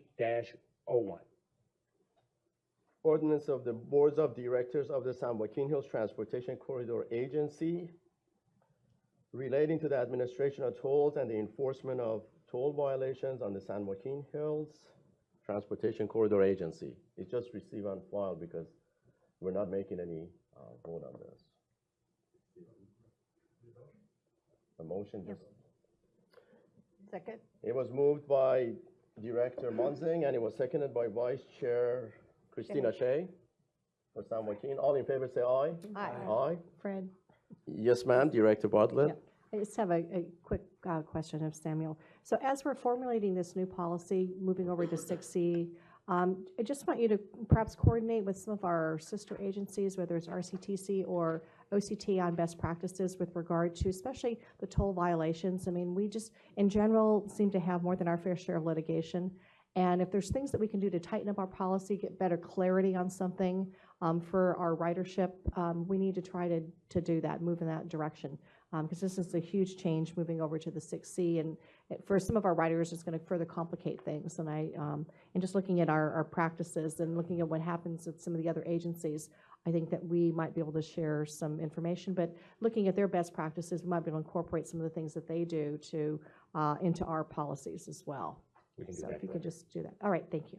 Very good. So all in favor say aye. Aye. Aye. Is approved unanimously. Now the next one. Okay. Now you have. Now I have to read it, sorry. So, San Joaquin Hills Transportation Corridor Agency Ordinance, Board of Directors Ordinance Number SJH. No, Foothill. We already voted for San Joaquin. Oh, I beg your So pardon. after the board's vote, I apologize. I have to actually read what you just please approved. proceed. So, San Joaquin Hills Transportation Corridor Agency Ordinance, Board of Directors Ordinance Number SJH 2018-01, an ordinance of the Board of Directors of the San Joaquin Hills Transportation Corridor Agency relating to the administration of tolls and the enforcement of toll violations on the San Joaquin Hills Transportation Corridor, replacing in its entirety on July 1st, 2019, Ordinance SJH 2013-01 as adopted April 11th, 2013.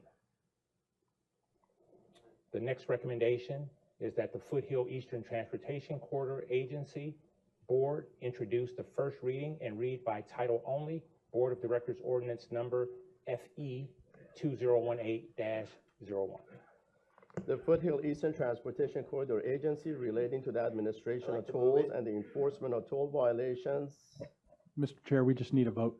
Like to move it. Vote to Very approve. good. It was moved by Director Boyd and seconded by Director Puckett. All in favor say aye. Aye. Aye. It's approved unanimously. Moving on to item number. Sorry, Mr. Oh my Chair, so God. I need to read Please this one. proceed. Council has given me very strict advice. Foothill Eastern Transportation Corridor Agency Ordinance, Board of Directors Ordinance Number FE 2018-01, an ordinance of the Board of Directors of the Foothill Eastern Transportation Corridor Agency relating to the administration of tolls and the enforcement of toll violations on the Foothill and Eastern Transportation Corridors, replacing in its entirety on July 1st, 2019, Ordinance FE 2013-01 as adopted April 11, 2013. Thank you. Legal counsel George, Joseph, we are okay now? We're fine, Mr. Chair. Very good, thank you. I just wanted to make sure that my friends in the city of San Clemente are happy. Thank you. Oh, the great city of Irvine, absolutely. All right, moving on to the next item. Item number 13, this is a joint item, contract awards for 6C compliance sticker tags and transponders. Ms. Asan. Good morning. My name is Natasha San, Program Manager for Toll Operations. This morning I'll be sharing information regarding our 6C sticker tag procurement efforts. As Mr. Johnson mentioned earlier, starting in January 2019, all electronic tolling facilities will be required to be able to read 6C compliant transponders. For TCA, this will equate to about $3 million per year once the transition is completed in FY20. In addition to the cost savings, the transition will improve our inventory management process. To transition to the new protocol, the agency's contracts department posted a request for a statement of qualifications for certified 6C sticker tag transponders on May 1st, 2018. Staff conducted a procurement to establish an open list of providers who can continually compete to provide the agency with the various models of the 6C transponders it anticipates procuring over the next 5 years. Staff anticipates procuring 3 million sticker tags in fiscal year 2019 with an estimated cost of $2.1 million, which was included in the adopted FY 2019 budget. Staff expects that over a 5-year period, including the transition, that the agency will issue about 6 million sticker tags. We received responses from 2 suppliers, Neology and CAPT, that we are requesting the board approve as suppliers. Should additional firms with certified products enter the U.S. market and express interest in providing TCA 6C tags, staff will come back to the board to request authorization to add them to the agency's approved list of suppliers. Once we have a list of approved suppliers, we will identify hard case and sticker tag transponder quantities annually, request bids from the list of board-approved suppliers, and issue purchase orders to the lowest responsive bidders. Our next steps include pending board approval. Staff will be working with a list of suppliers to obtain bids from them. In the fall, we plan on piloting a rental car fleet program. And between spring and fall of 2019, 6C sticker tags are to be distributed to our 1.3 million account holders in a phased approach along with our new customers. Today, we're requesting to authorize the Chief Executive Officer to execute a 3-year contract plus 2 1-year options with both Neology and CAPT for delivery of 6C compliant transponders on an as-needed basis. The combined total cost for the agencies on a not-to-exceed basis is $5 million, with an actual cost allocable to each agency being determined annually based on reasonable assumptions and methodology.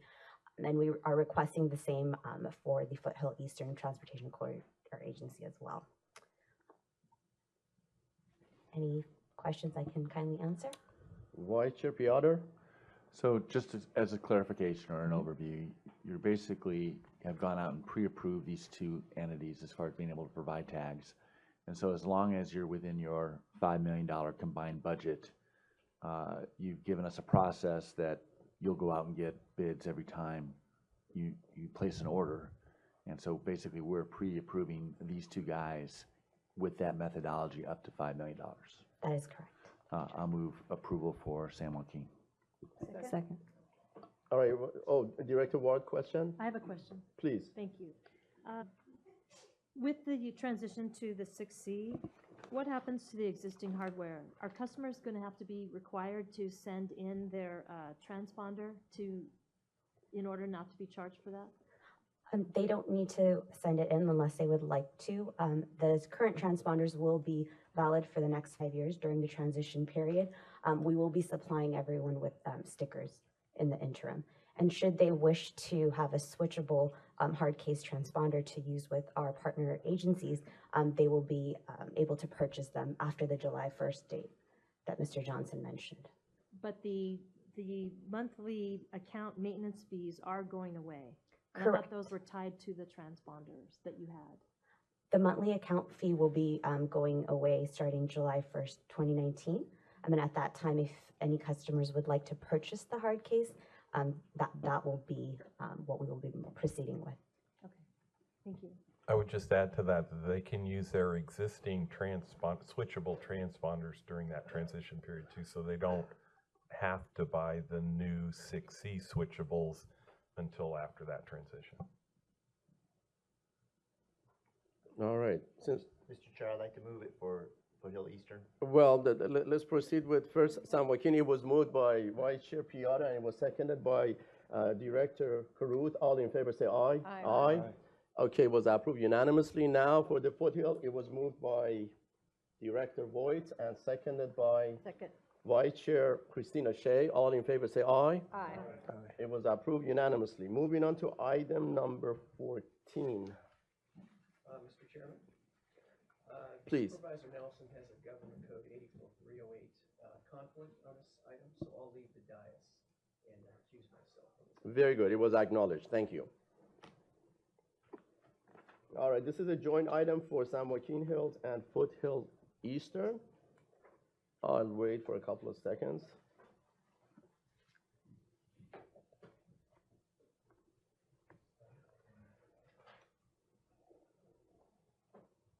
All right, 6C, and account simplification, customer communication services. Ms. Lisa. Good morning, Lisa Tejas, Chief Communications Officer. So you heard at the last two presentations that we have 1.3 million account holders that we'll be issuing stickers to in about a year. So the question is, how are we going to manage that? We'll need to explain to our account holders not only why they're receiving a sticker tag, but also how their account will change and the new benefits associated with the change. The item before you today will support a portion of the comprehensive communication program that is planned. This item was presented to the Joint Toll Operations Committee in July and approved unanimously for the board's consideration today. The communication plan has three main components that takes into account what we've learned, some of the lessons we learned with the transition to all electronic tolling, and also provides a wonderful opportunity to communicate directly with all of our account holders about the positive news of this change that will improve their experience. First part of the plan includes the tollroads.com website that will need to be updated in a number of areas, including the account sign-up process and account holder dashboards that our customers manage. The work will be planned and designed by our website consultant, Web Advanced, and the scope of work for this was included in the contract approved by the boards of directors in May. The second portion is education and awareness, and DB&M Advertising, our current advertising firm, will support this part of the program by creating up to 6 short how-to videos on various topics and that relate to this transition, and they will also develop digital advertising to build awareness of the new sticker tag and the new account benefits to support account sign-up and toll road usage. This money for this particular part of the scope was included when the boards approved the FY19 portion of the marketing contract for this next fiscal year. Third, we'll need to communicate the changes, benefits, and create anticipation for the delivery of the new sticker tags directly to our account holders. Today, all direct account holder communication is developed, written, designed by our in-house communication staff in coordination with the customer service department. The contract we're requesting today will augment in-house staff for this specific portion of the communication plan, including development of new packaging and installation and usage instructions, and design targeted notification for multiple account holder segments, including direct mail, email, and dashboard pop-ups notifications when people visit their online account information. The scope of work, though, is developed to support this specific piece of the communication plan. This is a summary of the scope that's included in the staff report. Development and testing for targeted messages for multiple account holders and audiences, account holder audiences. That means we have different discussions for Fast Track customers. We have a different information for our 3 types of Express account customers.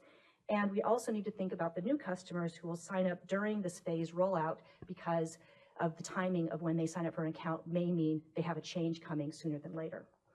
For this program to be successful, we need to break down the communication and only inform people of the change and new benefits of their account. For example, for a Fast Track customer, it'll be important they understand that the account maintenance fee will be eliminated with this change. And they'll need to understand how to safely dispose of their hard case transponder if they no longer want to use it.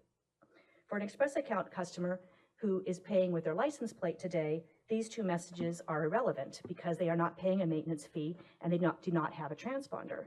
So Express account customers will need to know that the sticker tag they receive will now allow them to use any toll road, bridge, or express lane throughout the state of California. The scope also includes packaging design and instructions that takes into account the cost and efficient fulfillment and distribution of both the new sticker tags and the hard case transponders that we'll be selling. Finally, the scope includes project management to ensure that multiple deadlines are met for the phasing of the account holder communication to limit the impact on call center wait times. And that's specifically why we are phasing out this program so that we can manage all the customer service. So the request for proposal was issued on May 11th of 2018. We had 4 proposals that were received. The RFP directed interested firms to provide relevant customer engagement experience, case studies, technical expertise, and preliminary work plan, along with their corporate structure, staffing, and hourly rates. The written proposals were evaluated by a team from the Communications and Operations Department. This slide shows the ranking for the written proposals submitted and the interview ranking. The top 2 firms were invited for the interview in July. And for the interviews, the 2 firms were asked to provide additional detail, not in their proposals, including relevant creative samples or program design concepts created by the designers who will specifically be assigned to the project. And we did that because in the written proposals, we were concerned that some of the design that was shown in the as their examples may not have been actually done by current staff. Sometimes that happens in these type of contracts because of the change of staff. Throughout the interviews, S. Groner Associates, Inc. proved to be the strongest and most qualified firm to fulfill the needed scope of work. S. Groner Associates, or SGA, rose above for the following reasons. They presented a work plan and design concepts that focused on informing current account holders, illustrating a clear understanding of the specific support we were looking for. They also proactively researched the issue beyond what was provided as background in the RFP, including contacting toll agencies around the country about sticker tag packaging requirements. They had an informed understanding of the challenge and, if chosen, would be able to hit the ground running on packaging, which is the first critical path item because of the lead time for this program. Their work plan included partnership with experienced packaging design firm, the Creative Pack. And they demonstrated sophisticated process to identify barriers and motivators for multiple target audiences to affect change in behavior and improve customer satisfaction. The case studies were current and relevant, showing the ability to turn complicated information into clear, simplified, and action-oriented messages.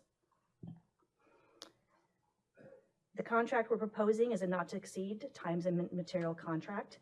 It's about a 16.5-month duration, so it's going to be specifically only working on this program between August, assuming that this gets awarded today. We're hoping to sign the contract quickly, and will end in January 30, 2020. $159,640 is requested with a 10% contingency. You see here the outline of the contract that shows the primary phases of work regarding preparing and packaging development, managing the new customer transition. Fast track notification will begin in April through June of 2019, with distribution of the sticker tags in June, so that July 1st, when the transition happens and we stop collecting the maintenance fees. And then starting in July through September, we'll be communicating with our Express account customers and distribution of sticker tags to them in September for the October 1st date. The final phase is the wrap-up. The plan here is that the firm will create a style guide that we'll continue to be able to use, because certainly we're going to have to continue to print and create these packages, as distributing these programs will be ongoing, but they will finish by putting together a design package that we can use ongoing. So therefore, staff is requesting that the Board of Directors approve contract K001234 for customer communication services for a not-to-exceed amount of $159,640 combined to S. Groner Associates for a term of August 15th, 2018 through January 30th, 2020, authorizing also that the CEO is able to execute additional changes to this contract within 10% of the authorized expenditure. With that, I will be happy to take any questions. Very good. Thank you very much, Lisa, for your comprehensive presentation. Director Bartlett, please. Thank you, Chair. So moving over to the 6C stickers, it's going to be a huge paradigm shift for our ridership, and we need to have a really well thought out campaign to make sure we don't have any flaws as we move forward in this. So staff's recommendation of Escrow and Associates, you've picked or recommending really a best-in-class firm for this scope of work. The county's familiar with this firm, and they've done excellent work in stormwater outreach and other things. They just put together a very, very solid work plan and execute well. So I think it's an excellent choice, and with that, I would move staff recommendation. Very good. Before we proceed, alternate, Melody Carew. I'll second that with a question in advance. Did the contractor that was selected by the committee submit any kind of video sample, you know, like DIY, do-it-yourself video, so to get a sense of where they want to go, either with some creativity or humor or whatever, because the more time and attention we pay to this, we'll have, as you have pointed out, fewer calls to the call center, smoother transition. But did anybody look at ways in which we can clearly communicate to the customer the way to install the sticker? Yes, we included with our contract with DB&M Marketing, we actually have included up to 6 how-to videos as part of their scope this next fiscal year to support that. Everything from how do you dispose safely of a transponder, how do you return a transponder if you want to return it, how do you install the sticker correctly, what do you do if you have both a sticker and a switchable transponder. So there's a bunch of ideas and we've identified that we think having how-to videos, first of all, we can post them on our website, and more importantly, when we do the email communication reminders, we can actually have links to those videos right in an email that people receive. So we have identified that all ways to explain the situation that we're planning. Yeah, while the 6C sticker is smaller, yet rather compared to the clumsier transponder, the mistakes that can be made with the smaller technology are great. So I appreciate that. And I've got a second. Very good. It was moved and seconded for San Joaquin. All in favor say aye. Aye. Aye. It's approved unanimously for Foothill Eastern. I'll make a motion to move the Foothill. Second that. All right, it was moved by Vice Chair Christina Shea and seconded by Director Boyce. All in favor say aye. Aye. All right, it's approved unanimously. Getting to the last item, item number 15. This is a joint item for San Joaquin Hills and Foothill Eastern.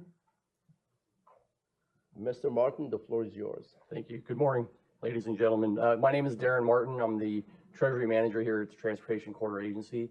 And today with us here, I have Jason Schmidt, who's the Executive Vice President, Portfolio Manager for Chandler Asset Management, who is the agency's investment advisor.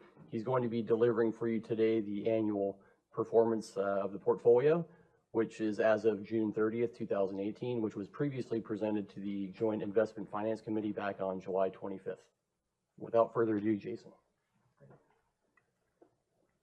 Good morning, everyone. Good to see everybody again. So I'm going to start off here and talk about the summary and what's been going on with the investment program for the agencies. First thing I want to start off with is say that the agencies combined have about $1.26 billion under management. And really, they've really benefited as far as their earnings from rising interest rates.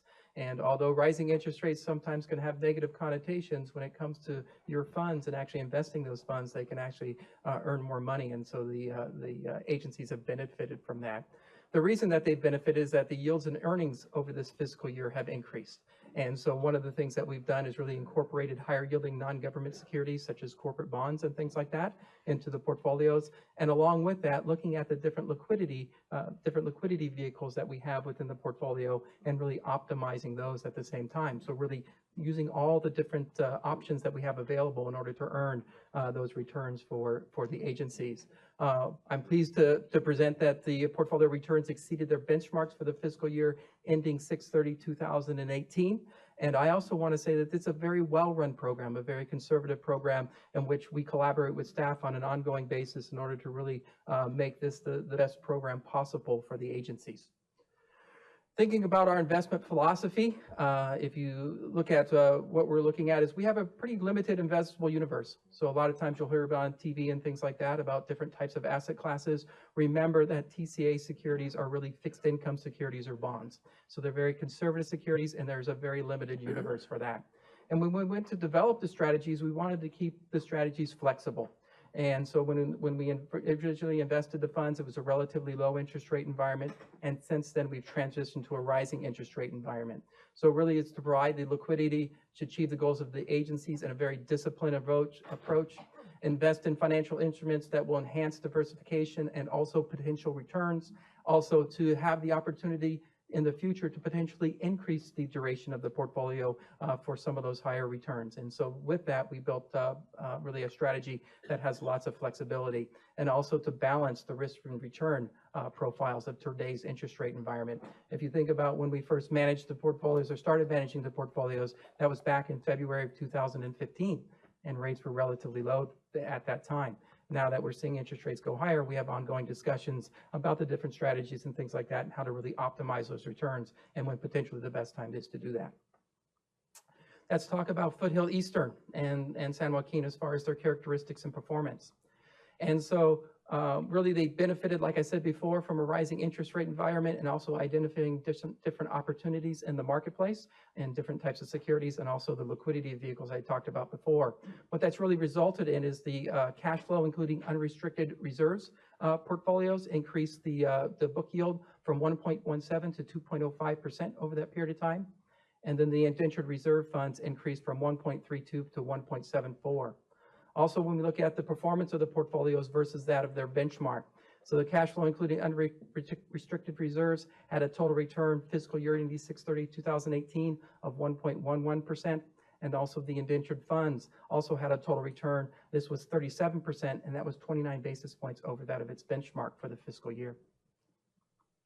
Looking how the portfolio is structured, Foothill Eastern, very large portfolio, $684 million. And so you have the cash flow, including unrestricted reserves. These are unrestricted reserves that can be used for the operations of the agency. And then we have the reserve portfolios. So we have the indentured reserves, which we invest as reserves for the bonds, the bondholders. Then you have current debt service. Remember, every 6 months, debt service must be paid both in January and July. So we fund those accounts on an ongoing basis. Then we have the enterprise funds, and what the enterprise funds is really holding accounts in which funds are collected. Then those funds are distributed to the other types of accounts depending upon the governing documents and the indentures. And then finally, we have the prepaid tolls or non-indentured restricted funds as a percentage of that. So you can see that's a very large portfolio, $684 million, and really a portfolio that's very strong and being managed in a proper fashion given the agency's goals. Then looking at the San Joaquin, looking at a very similar story here, really managed in a very similar way, in the sense that they're really getting benefited from these rising interest rates as far as the overall earnings of the portfolio. You can see there on the cash flow, included unrestricted reserves, increased from 1.36 to 2%, and then the indentured reserves increased from 1.26 to 1.84. If you look at returns relative to the benchmark, the cash flow, including unrestricted reserves, was up 58 basis points. And then if you look at the indentured reserve funds, it was up 36 basis points, which was 28 basis points above that of the benchmark. So really good returns for these portfolios. And then looking at the portfolio structure of San Joaquin, it's a little bit different, but very similar. Still a lot of money, almost $579 million. And so what you have here is non-indentured restricted funds or prepaid tolls. You have enterprise funds. Here you have some debt service that's longer term. So this is a longer term debt service that's invested out a little bit further, where those debt service payments are sometime in the future. Then you have current debt service, which is paid both in January and July, indentured reserves, which are reserves for that of the bonds, and then cash flow, including unrestricted reserve, and then something called slug securities. And this had to do with the refinancings, which saved the agency lots of money back in 2013 and 14. And so that's a strategy to really, with regard to interest rate arbitrage. And then looking at what's going on with the portfolio. So let's give a little bit of an economic update here. Looking at what's going on with the Federal Reserve. So the Federal Reserve raised its interest rates at its June meeting. It did not do that in August by 25 basis points. The expectation at its September meeting, they'll also increase it another 25 basis points. And then, of course, we have the election and things like that are happening in November and things like that. So they probably won't raise it the next time until probably December, if they are going to raise interest rates at that time. Non-farm payrolls continue to increase about 200,000 on average per month. And also we have the unemployment rate down to about 4% today. So if you think about the labor markets today, I think that you could say that the labor markets are really basically full employment at this time. The one interesting thing is the participation rate. The participation rate stands now at 62.9. That's been lower relative to a historical basis, but there are some other factors that are involved, including the aging of the population. Inflation remains within the Fed's targets. Remember that they look at inflation as core personal consumption expenditures, and so that's increased to about 2% on a year-over-year basis. This is the first time that really the Fed has really reached its target in the last 7 years. And then finally, we actually have an updated number. This was the first quarter GDP was 2%. The second quarter GDP was up 4.1%. But the expectation for the third quarter and the fourth quarter for it to be around 2.5% to 3%. And so for 2018, chances are we're going to finish between 2.5% to 3% on GDP. That is above 2017, which was 2.3%. That concludes, and then looking at the strategy in the future, really looking at what we're doing, using a really disciplined approach, looking at our duration of the portfolio and targeting that between 90 and 100% of the benchmark. Right now, we're managing the portfolios towards the lower end of that range, given that we have a rising interest rate environment today, and we'll definitely continue to monitor that. We also continue to have a well-diversified portfolio, a portfolio that includes lots of different types of securities that are allowed by California government code, really to enhance their earnings and reduce risk through diversification, and then optimizing those across the yield curve. The yield curve's become relatively flat today, where shorter-term rates have gone higher, where longer-term rates have been relatively in a narrow range. And so with that, we look at our strategies in order to place those different securities across the yield curve to really achieve their goals. And with that, I can take any questions that you may have. Thank you very much, Mr. Martin, for your informative presentation. Any comments? Good job. All right, this is just receive and file. Do I have a motion? So moved. It was moved by Vice Chair Christina Shea and seconded by Director Munzing for San Joaquin. All in favor say aye. Aye. Aye. It was approved unanimously for Foothill. It was moved by Director Mueller and it was seconded by Director Boyce. All in favor say aye. Aye. All right, the motion is carried unanimously. Thank you very much. Thank you. We're getting to the part 6 of the agenda, public comments, continued part 2. Madam Clerk, do we have any requests to speak forums? No, we don't. Very good. Since we don't have any, at this juncture, I wanted to use the chair's power just to reorganize one item to push it up before the closed session meeting, and that's in reference to CEO's report. Mr. Kramer, please. Good afternoon. Good morning still. Wow. Okay. So I would like to, as a first item, kick it back to the chair to use this opportunity to give some overdue recognition to Director Melody Carruth for her service as chair of the San Joaquin Hills Corridor Agency. Absolutely, it would be my pleasure. I read it and then we're gonna do the photo op. San Joaquin Hills Transportation Corridor Agency Chair recognition, Director, Mayor, Queen of the City of Laguna Hills, Melody Carruth, October 2017 to February 2018. We are so happy to have Melody Carruth here with us today as an alternate. It gives us an overdue opportunity to present this plaque to her to recognize her service as chair of the San Joaquin Hills Transportation Corridor Agency. Under your leadership, the agency's bonds were upgraded. We improved online payment process for drivers without an account. We reached a milestone of 1 million TCA account holders and had record-setting transaction days on the toll roads. We especially want to acknowledge that. It was your idea to invite plein air artists to the Upper Chiquita mitigation site to paint the gorgeous landscapes we preserve and protect. You led us with grace, and we are so glad that we will continue to serve you, to see you here from time to time and as an alternate board member. And the plaque reads, Melody Carruth, in appreciation for your service as chair of the San Joaquin Hills Transportation Corridor Agency, October 2017 to February 2018, and dedication to enhancing mobility for the citizens of Orange County.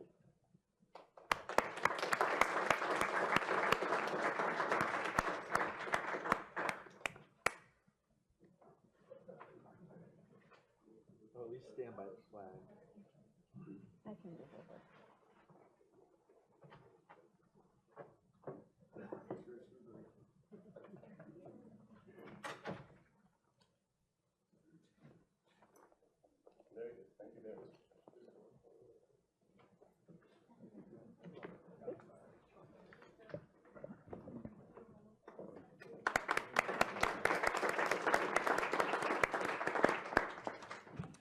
Very good. At this juncture. So, thank you, Mr. Chair. So I will continue my CEO remarks. Oh, please. Okay. So first, just to announce that the September board meetings will be canceled. It's due to conflicts for many of our board members and alternates with the League of Cities annual conference. So we will be dark in September for the boards. On our traffic and revenue, I'm happy to report that for the San Joaquin Hills, transactions were up 1.9% and revenues were up 4.3% July over July. And for Foothill Eastern, transactions were up 1.5% and revenues up 4.2%. But we had some significant days during that period and actually a significant month. So Sunday, February 15th for the San Joaquin Hills was the highest traffic for a Sunday ever, and I think it really helped that that was the opening weekend of the Orange County Fair. But that was our highest Sunday on San Joaquin Hills ever, was July 15th. And then for the month, San Joaquin Hills had the highest revenue for a month, that's any month of all time in July, and it was also a record high month for any month for the combined San Joaquin Hills Foothill Eastern for the revenue. So July was a really great month for the agencies.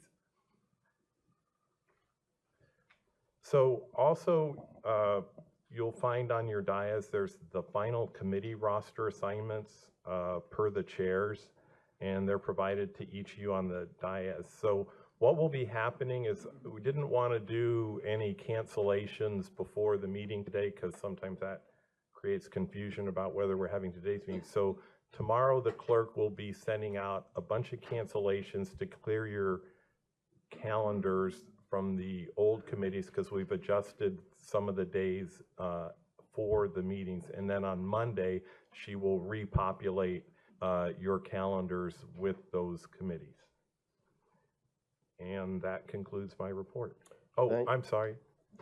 One more item. On August 1st, the notice to proceed was issued for the Oso Bridge construction, so we have started construction on the Oso Bridge project. That concludes my remarks. Thank you very much, Mr. CEO. Do we have any directors' reports on any items? Director Ward? Concerning those committee appointments that we're just getting, San Clemente sent a letter to Mr. Creeman on August 3rd requesting that the Joint Strategic Planning Ad Hoc and the Joint Vision Planning Ad Hoc be noticed in compliance with the Brown Act, that each meeting would be noticed and open to the public in accordance with the act. We also request that the City of San Clemente City Clerk and the City Council receive notices and agendas of these meetings, and that council members and members of the public who wish to attend to be appropriately accommodated at these meetings. So, Our legal counsel, Mr. George Joseph. Yes, Mr. Chair, we did receive that letter. We received a copy of that letter. And the assertion made by the city attorney is that these should be considered standing committees under Section 54952 of the Ralph M. Brown Act, and principally because the meetings are set at particular hours. And in that regard, the particular subdivision of the Brown Act at issue provides that the issue is whether the time for the meetings is set by formal action of the governing body, of the legislative body, and the times for these meetings are not set in that manner. The times for these meetings are set by staff, and they are times that vary over time from time to time. So we do not have that issue under the Brown Act, and these are appropriately considered as ad hoc committees that do not constitute standing committees. I believe these meetings are, what we were noticed was the fourth Thursday of every month. As needed. They were listed as monthly in what I got. Again, these were not established by formal board action. That's the critical inquiry under the Brown Act. And if I may add, Director Ward, it was a discretion of the chair of Foothill Eastern, not Mr. Crayman nor the board. No, Directors? I do recognize that, and I do remember that. Okay. Does someone have a comment on what I just said? Director Spitzer. Okay. Because I wasn't finished. Oh, I beg your pardon, then please finish. Okay. Also, one thing that I want to say, since we're conducting the end of the meeting now, this board needs to take back control from the TCA staff who are making arbitrary and costly decisions that are costing the TCA tens of thousands of dollars in legal fees. The City of San Clemente has sent in Public Records Act requests to the TCA requesting copies of the consultant agreements that we renew every year, along with invoices showing what work has actually been done. This issue with the consultants is exactly the issue the board had this year during our budget discussion, where we approved all of these contracts for an additional year, but we also requested detail and scope of work of what these consultants are doing. San Clemente has done just that. In our public records request, we are asking for all of the invoices, including hourly, for each and every one of these consultants. One of the things that has been disconcerting is that this board pays Kurt Pringle and Associates directly and apparently as a sub-consultant to another contract. Things like that should be given out. It's been 5 months since we made our initial request, and we still don't have all of the documents. I believe TCA should just act like a public agency like we all need to and respond to the records request and stop wasting taxpayers' money. I would like to ask that the board direct staff provide all the requested documents for Public Records Act requests immediately and resolve all this litigation because it is not necessary. Just give San Clemente the requested invoices. It is time for us, the board, we are the members of the TCA, the board, to take back control of this organization from staff. We cannot allow them to dictate the actions of this organization as it steers it towards pointless and costly litigation that is unnecessary. I would like to just make a comment, and then I'm going to turn it over to our legal counsel, Mr. George Joseph. As much as I know, this agency and all of us, you have complied and conformed with your request.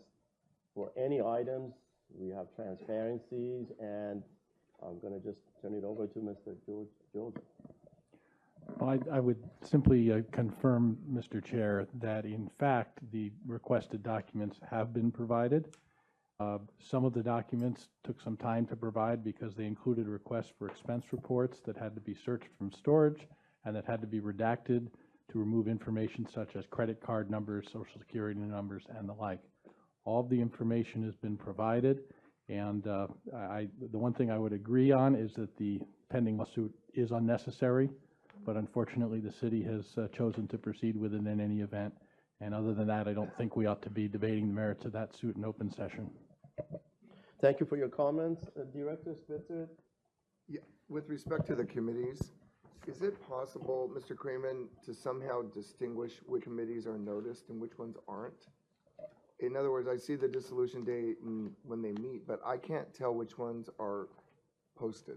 So anything that isn't listed. No. I want to know. I want this document to either bold or footnote or give a legend of which ones are considered ad hoc as distinguished from standing committees compliant. Like, I want to be able to look at it and understand that. So the ones that have ad hoc in the title are the ad hoc committees?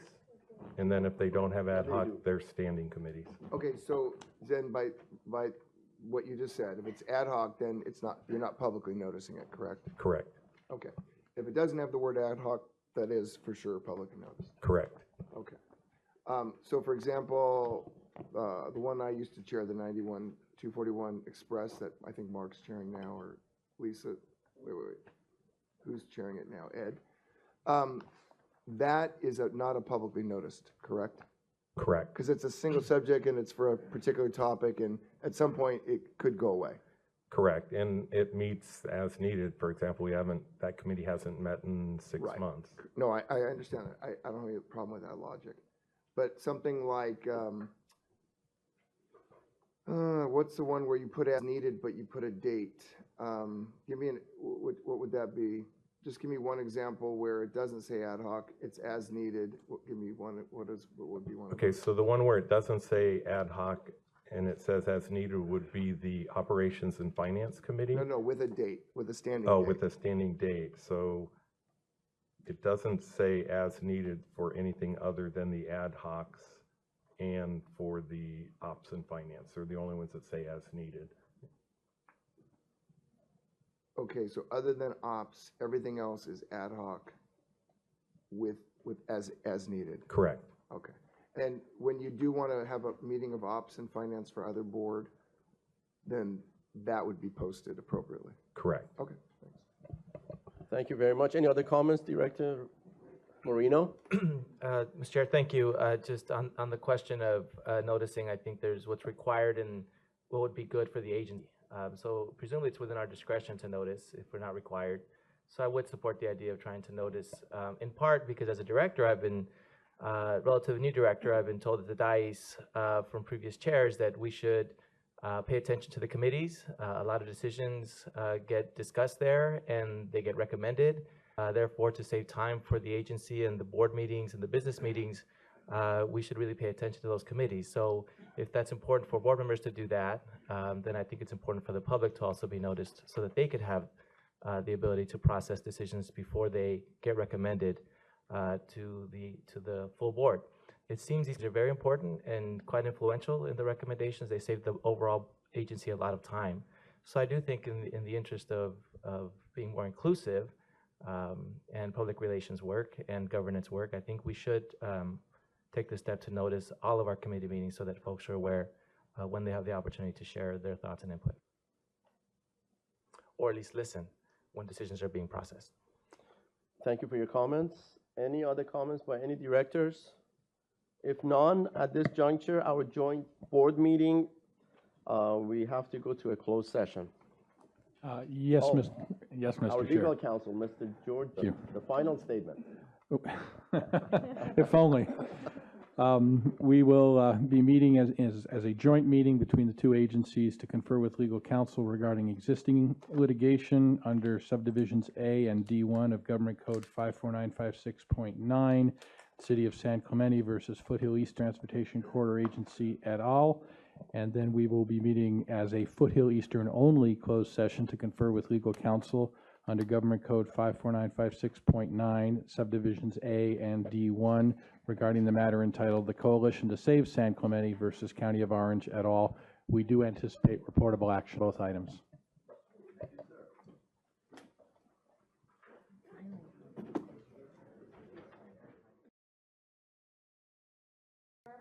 Oh, all right, the meeting is back to order, and Mr.